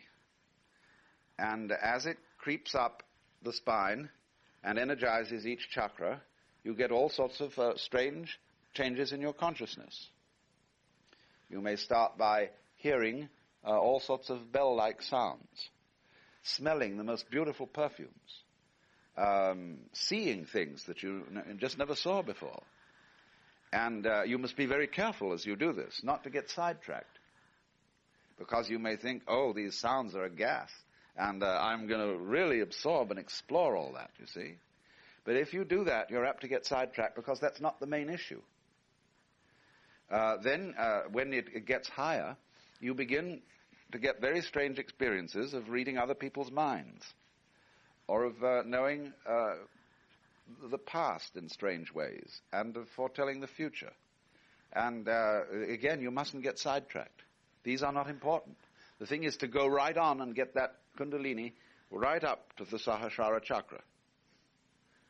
And then you are enlightened, but you are what is called Jivan Mukta, which means liberated jiva in life, as distinct from Videha Mukta, which means liberated at death. Now, then, of course, the yogi, as he's drawn in this map that I'm describing, is shown sitting in the lotus posture, and always above his head there is a flame. And that is the final liberation of the Kundalini force escaping through the sun door at the top. And this is therefore the fundamental design of what is called in India a stupa, S-T-U-P-A, where you see a pagoda-like structure with a dome and a spike on the top of it. So that dome on the stupa is the skull, and the spike is the flame. That is modified in the Far East as the pagoda.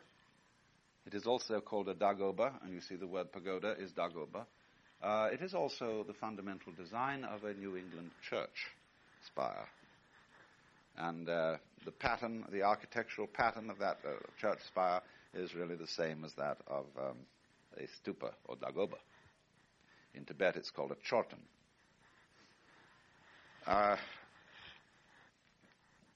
So here is this wonderful sort of map of man's inner life, his psychic constitution, and the process going on. So finally, you see, if you avoid all the traps, if you avoid being beguiled by siddhi, which means supernormal powers, you are eventually liberated, because you see through the whole cosmic game.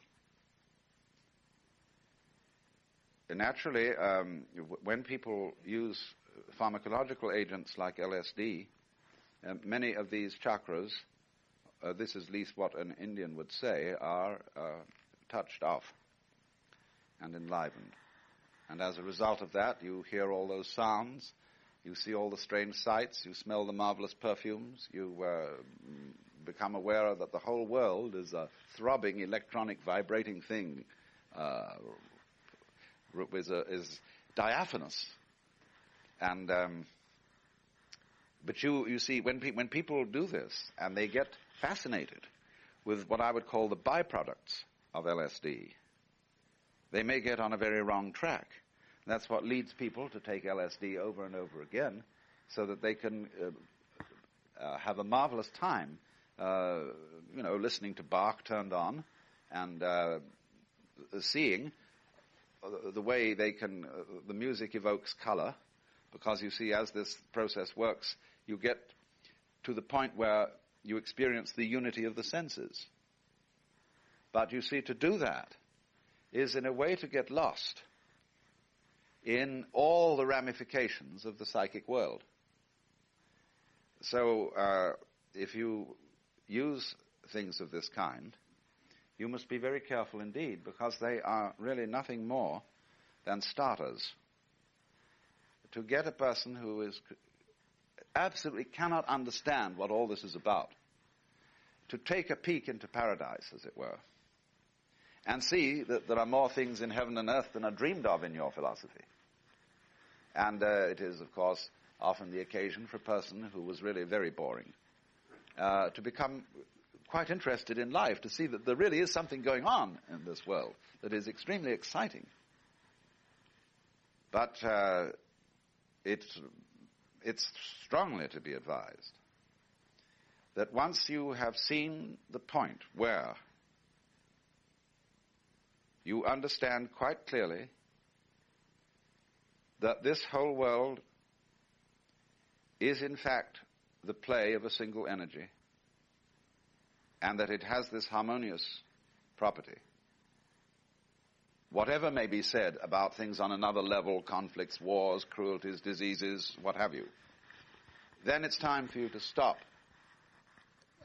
employing anything so powerful as LSD and to switch instead to meditation. Because at that point you've had it, you've got the message. And there's no point going back and back and back. Because when you come down out of a state of consciousness like that, there's a very critical moment as you come down, which is seeing that the real insight doesn't consist in some exotic experience. It consists in the realization that ordinary everyday consciousness is it.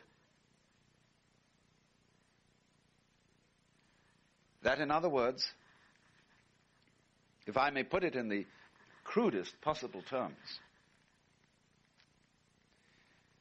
that you see quite plainly that what is going on now is what God is doing.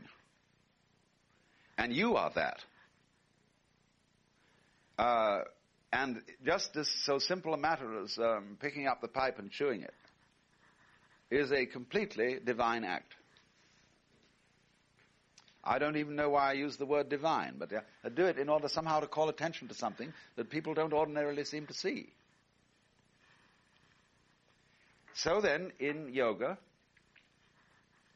when you've gone through all this, and all the jazz is the way that Kundalini was going up, you get to a state which is beyond Nirvikalpa Samadhi.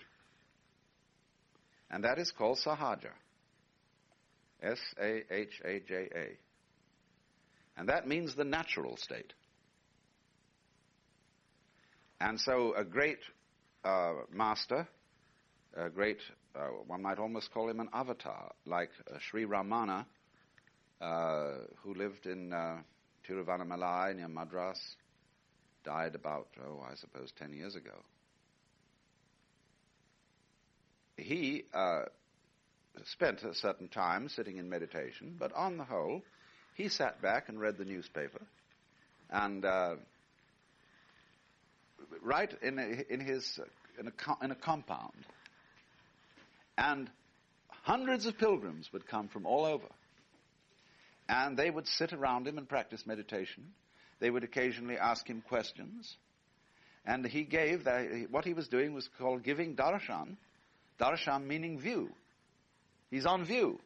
And he's just as much an object of veneration as a Buddha image. See?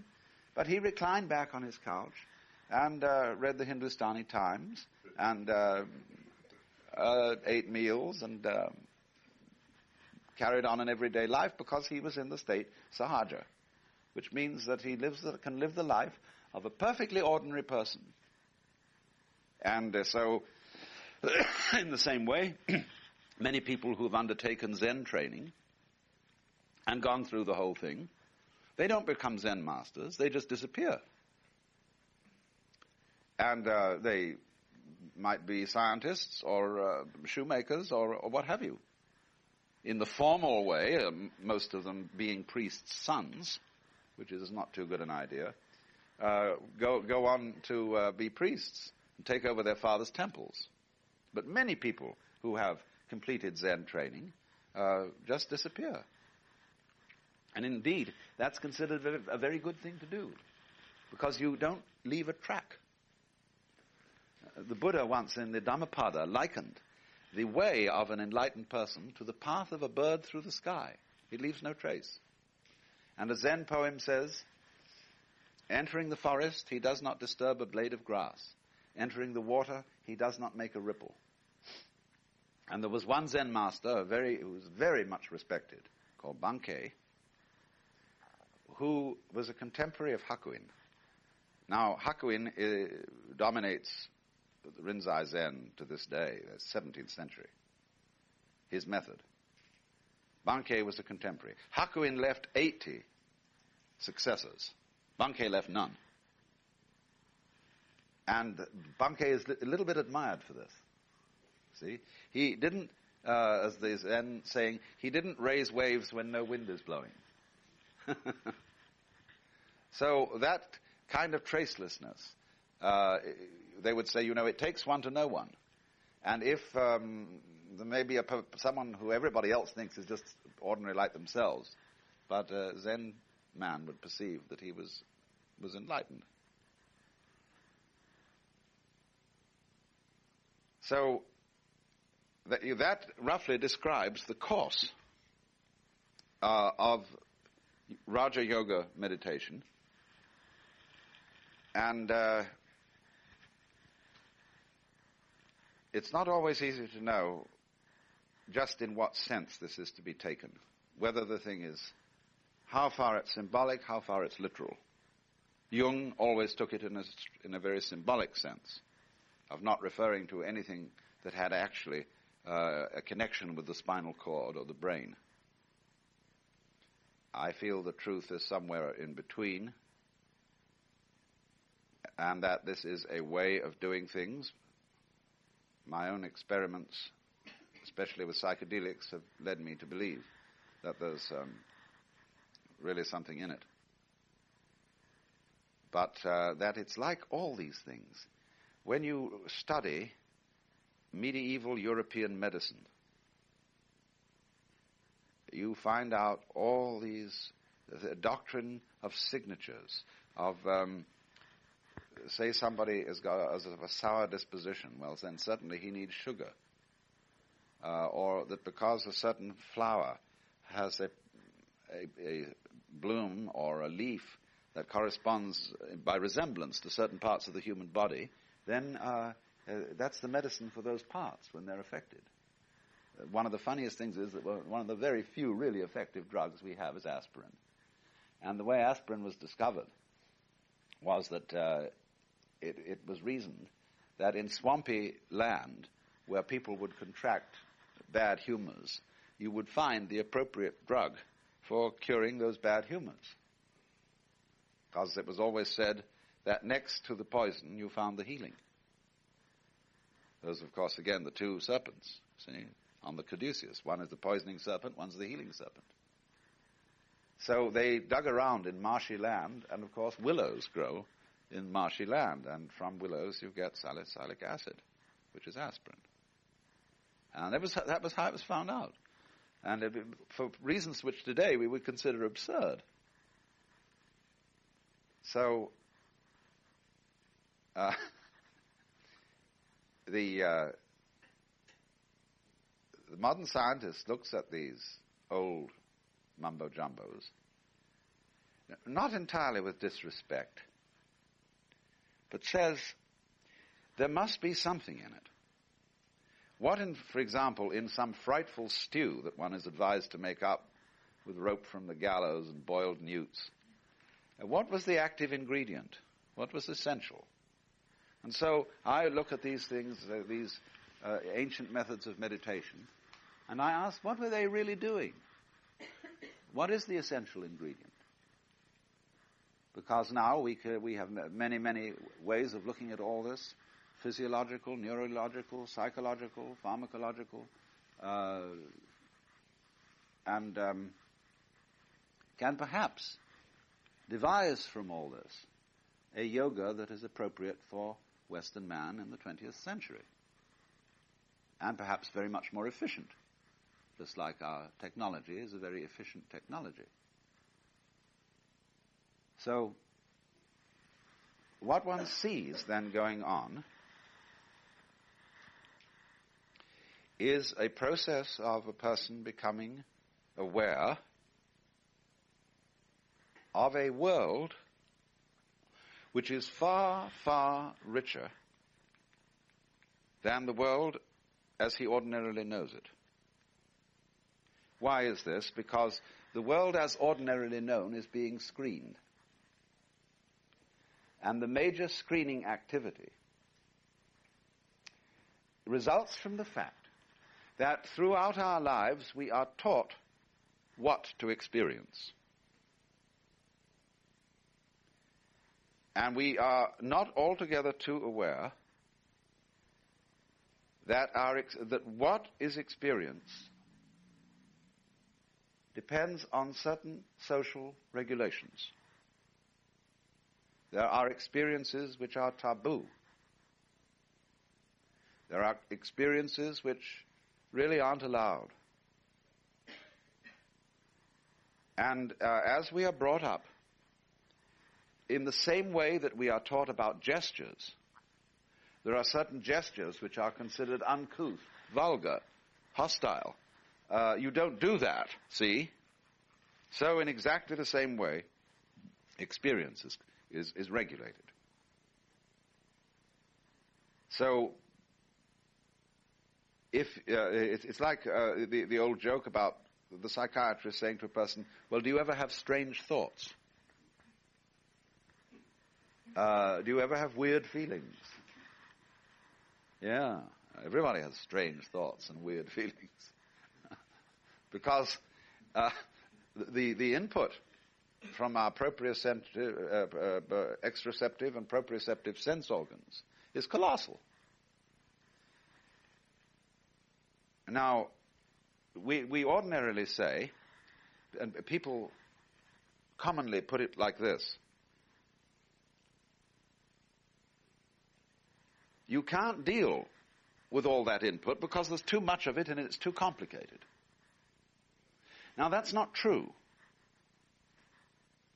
It is only too much and too complicated when you try to analyze it and translate it into words. See, let's take a flower.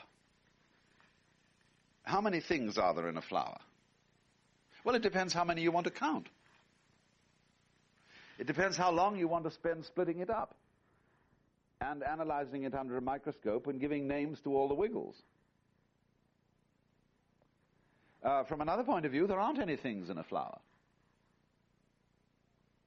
It's all perfectly simple. But that doesn't mean it's not wiggly. Yes, it wiggles very much, but that doesn't make it complicated. It's only when you try to understand it, that is to say, translate it into words or figures, then the flower becomes complicated. The flower isn't complicated. The process of translating it is complicated. So in the same way, how many things you are aware of when you're aware of this room? Well, it depends on how you want to count the things. You play that game where you put a lot of objects, spools of thread, a fountain pen, a bottle of medicine, a saucer and a thimble on a plate and so on, and you expose it for a moment. The person looks at it, then you cover it. How many can they write down? See? That's not the same thing as awareness. That's simply a kind of intellectual dexterity. But vivid awareness is quite different from that. It isn't counting things at all.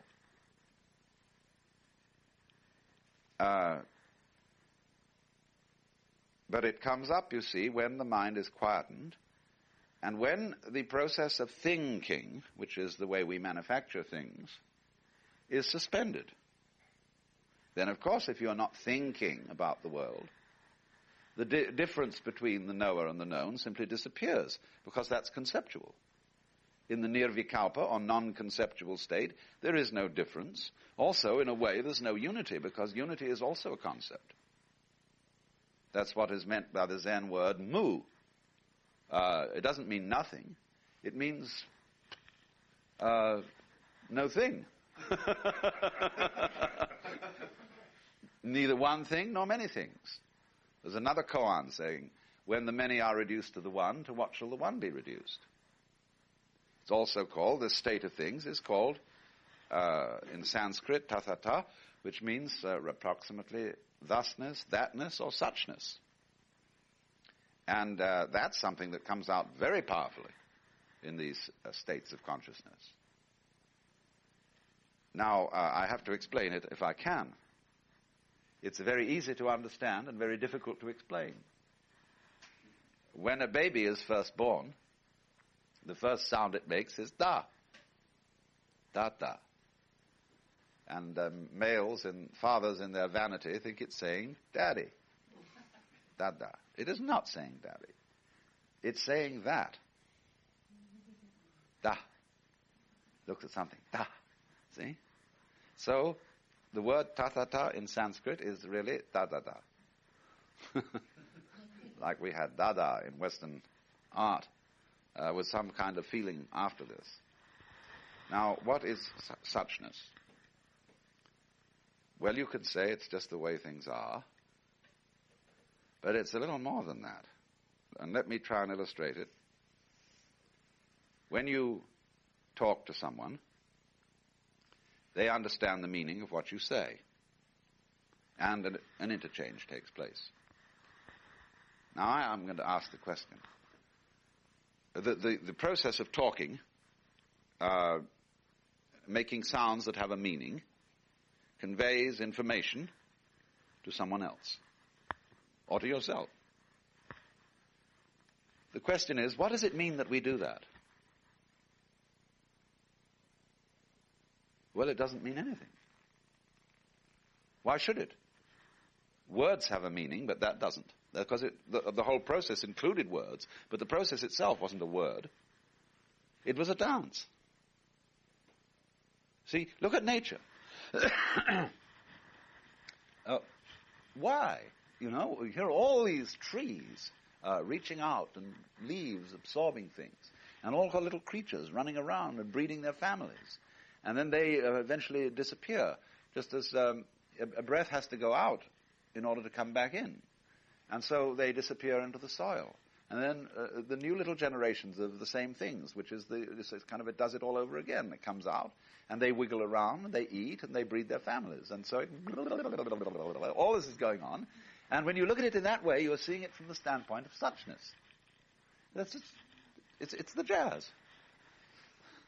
And you see everything's just like that. And the only thing happens is you sort of stop panicking about it. And so you would say, well, the whole thing doesn't have any meaning. In the West, that sounds like a put-down, because we say everything has to have meaning. You must do something meaningful. Why, of course we say that, because we are completely hypnotized with words. And so if you do something that has no meaning, people say you're crazy. It means you're not acting in accordance with the order of concepts. But lots of people get away with doing things that are completely meaningless, but they manage to give the impression that they're very important. Take music, for example. Music, from a practical point of view, is a total waste of time. It doesn't do anyone, it doesn't feed anyone unless you make money by playing music. But music as such, you see, is absolutely vapid. You make the sound and it disappears. It's not like a product that you can bring out and slap it on the counter and there it is, And the best music has no meaning. It doesn't represent anything. It doesn't convey any particular message. The medium is the message in music. And so all these people are blowing through tubes and complicatedly knocking little patterns of keys and pulling strings and hitting on drums and making blasts through trumpets. And why, everybody can say, anybody who is anybody has to go to the symphony and contribute to its maintenance. For all these weird people are blowing through tubes. And this gentleman in great apparel gets up in front of them all, and he's the conductor, he's the great orchestra leader, and he comes on in a very ritualistic way and waves his baton and sort of leads all these people and keeps them together and makes this fantastic blast. And, well, what was all that about? Well, it was culture.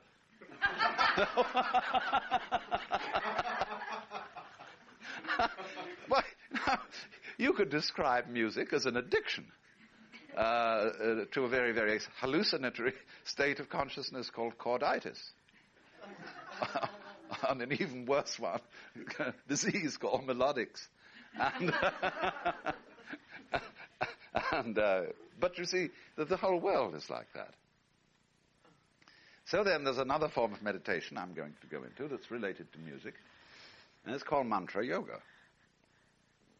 Actually, you see, in India, the principal yogas, there's first Raja Yoga, the royal yoga. Then there's Karma Yoga, karma, action, the yoga being practiced through the pursuit of one's profession or vocation, whether it's physician, housewife, university professor, shoemaker, or whatever. Next comes Jnana Yoga, which is a kind of intellectual yoga. It doesn't go through all those chakra things. It's a very direct yoga represented by Vedanta, by the doctrines of Shankara. Then there's Bhakti Yoga, which is usually a Vaishnava thing. Vaishnavas are the worshippers of Vishnu. And they like to concentrate on devotion. So bhakti means the yoga of devotion, of love. Christianity is bhakti yoga, the devotion to Christ. The beloved. The divine is always called the beloved in bhakti yoga. Then there's hatha yoga, which is not so much a way of liberation as a very elaborate system of physical exercises. Postures, all the complexities of breathing, and so on. Then there is mantra yoga. Mantra yoga, then, is the use of sound as the method of arriving at nirvikalpa, or thoughtlessness. And this is, for many people, a very good way indeed. Because for some reason or other, sound will concentrate you more than vision. It's much easier to give your whole attention into a hum than it is to stare at or to keep your eyes fixed on a certain point. Or even than to just watch your breath. Because sound has a little more activity in it. It is a stronger vibration than just breath. And so the mantra means a single syllable or a short sequence of syllables which are chanted in a certain way, either out loud or subvocally in your imagination.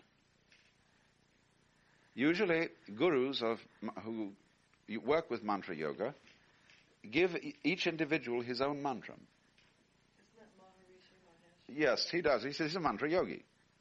And in the same way that a Zen teacher will give each person his own special koan. And you're not supposed to tell anyone else what your koan is or what your mantra is. Now, I vaguely suspect a little bit of hocus pocus there, but I do know the point in the koan, which is that if the students start discussing their koans together, it lends to a little bit of cheating. But I don't see how that would be so with the mantra.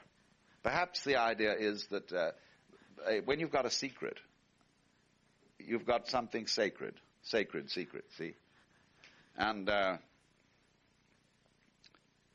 that may be it. But anyway, you have, say, the basic mantra is the word Om. And that is used because, fully spelled in Sanskrit, it is A-U-M. And that starts, you see, Ah is right at the back of the throat, U comes up, and is with the lips. So you've got the whole range of sound in that word. And therefore it represents the universe, the whole energy of the universe. And so if you hum Om, it sets out a beautiful thing. It's great to do it in a circle of people, where by staggering it, it goes on all the time, see? Or you can get it on a tape and listen to it that way. Now, the Buddhists extend that into the mantra, Om Mani Padme Hung, and that means very little. Om means everything, Mani means jewel, Padme means lotus, Hung means Hung. It's sort of an exclamation. And they will hum this very, very slowly, taking a full breath on every syllable. And keep doing this. They'll often ring gongs and things along with it. And you can get way out like that. It's just great. Then the Hindus often use polysyllabic mantra like the Hare Krishna, Hare Ram, Rama Rama Ram, Hare Krishna, Hare Ram, or Om Ram Shri Ram, Jai Jai Ram, Om Ram Shri Ram, Jai Jai Ram, Om Hari Om Hari Hari Om, Om Hari Hari Hari Hari Hari Om, things like that, you know. And this isn't a fellow called Harry. It means it's one of the names of God. He used to say, trouble for Americans is the Pope's the only man in the world you can't slap on the back and called Harry. But anyway, you see, doing that is mantric. Now, in exactly the same way, the Christians have used mantra yoga. In the Eastern Orthodox Church, there is a way of meditation which is called hesychasm, and is used by, they say, the monks of Mount Athos and of Russia. And it simply consists of what is called the Jesus prayer. And it is simply the endless repetition of the name of Jesus. And they describe all the psychophysical symptoms that will follow for this, the change of temperature, the warm feeling in the heart, all sorts of things like that. But that's what it is the effect of going on and on and on and on and on like this.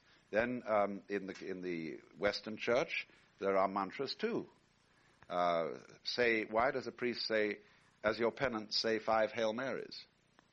Well, you know how a Hail Mary is said. Hail Mary, full of grace, the Lord is with you. When we said, we.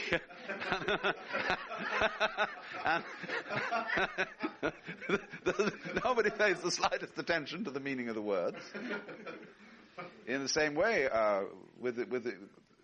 for centuries and centuries, the Mass was always sung or said in Latin, which was a very good idea, because nobody paid any attention to what it means. It's its meaning that gets in the way. And this awful translation of the Mass into English is ruining the whole Catholic Church. Because everybody discovers what it means, and it's just terrible. So then they worked out the Gregorian chant, which is a very powerfully mantric chant, even though, unlike the Eastern chants, it has much more melodic structure. Whereas the Eastern chant keeps up a pretty steady beat, where all the syllables are pretty much the same sound. You know, Buddhang saranang gacchami, Dhamhang saranang gacchami, Sanghang saranang gacchami, Dutyampi Buddhang saranang gacchami, Dutyampi Sanghang saranang gacchami, Dutyampi Sanghang saranang gacchami, and so on. In the West, you know, you get Hallelujah,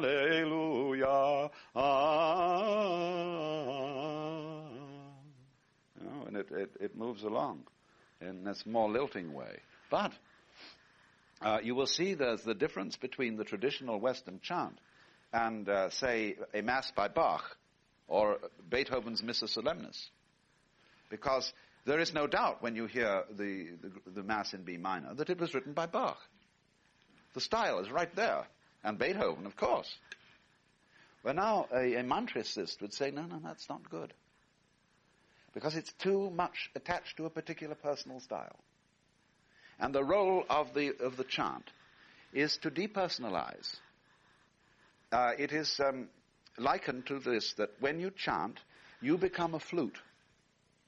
And the Holy Spirit blows through you. So it's the Lord himself that's blowing when you sing the chant. And therefore an impersonal form is given to it. And so you will hear when monks chant the Psalms, they keep up an absolutely unvarying, at first you think it's monotonous, but it will go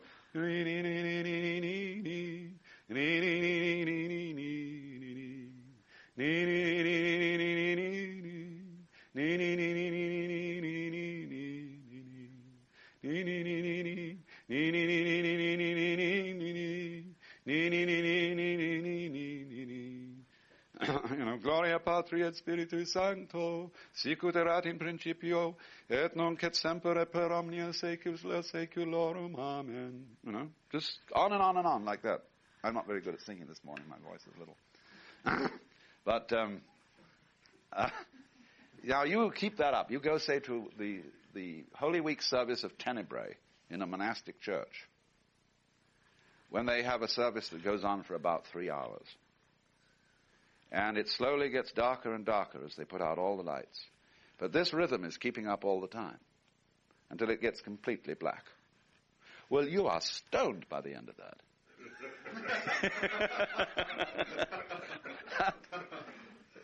Those monks are not thinking about what it all means.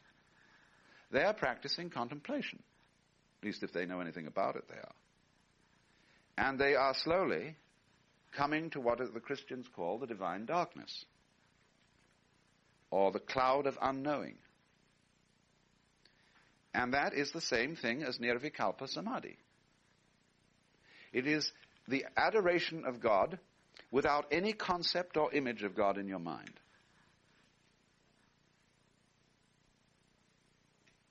And really, nobody's ever been able to explain it. Because the moment you open your mouth, you bring in words, and the state itself doesn't have any words in it. Now, of course, beyond that, the mantra yoga technique in an electronic age can be vastly souped up. You can get a continuous electrical note and work on that. You can get a stroboscopic light and work on that one. You can get revolving moire patterns and look at those. You can get fascinated with an oscilloscope. There are endless things that can be done to facilitate meditation by technological means. A few warnings. And don't push it too hard, ever. Take it easy. Stop if anything you do gives you a headache or seems to strain your eyes, or if you start getting buzzing in the ears. Don't overdo any breathing exercise. Never strain your breath. There is an exercise called Kumbhaka. Kumbhaka is simply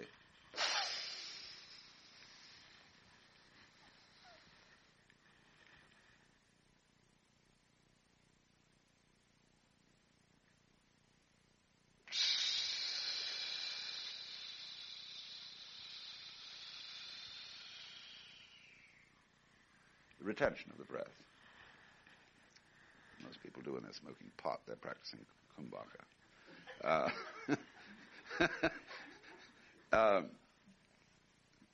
But actually, don't ever keep up Kumbhaka too long. You will start reeling because you'll get a sort of hyperoxygenation. And the Zen people, when they do breathing, they tend to emphasize the out-breath. And maybe that's a little bit better for us, because when you relax, you sort of give a sigh of relief. When you're frightened, you suck your breath in, you see, and the in-breath is more tensive, the out-breath more relaxive. And what they would say in Zen is, do the out-breath and don't pay any attention to the in-breath. It'll come back by itself. So I would say in general, don't overstrain anything in a meditation process. Now, you see, though, the object of all these gimmicks is that they are like a clever teacher catching people's attention in order to make it easy to understand the subject.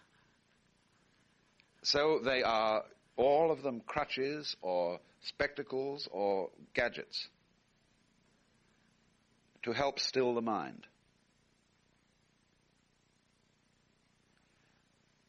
There are those like Krishnamurti who won't have anything to do with them, because he says if you make your mind still, it is fake, it's not natural stillness.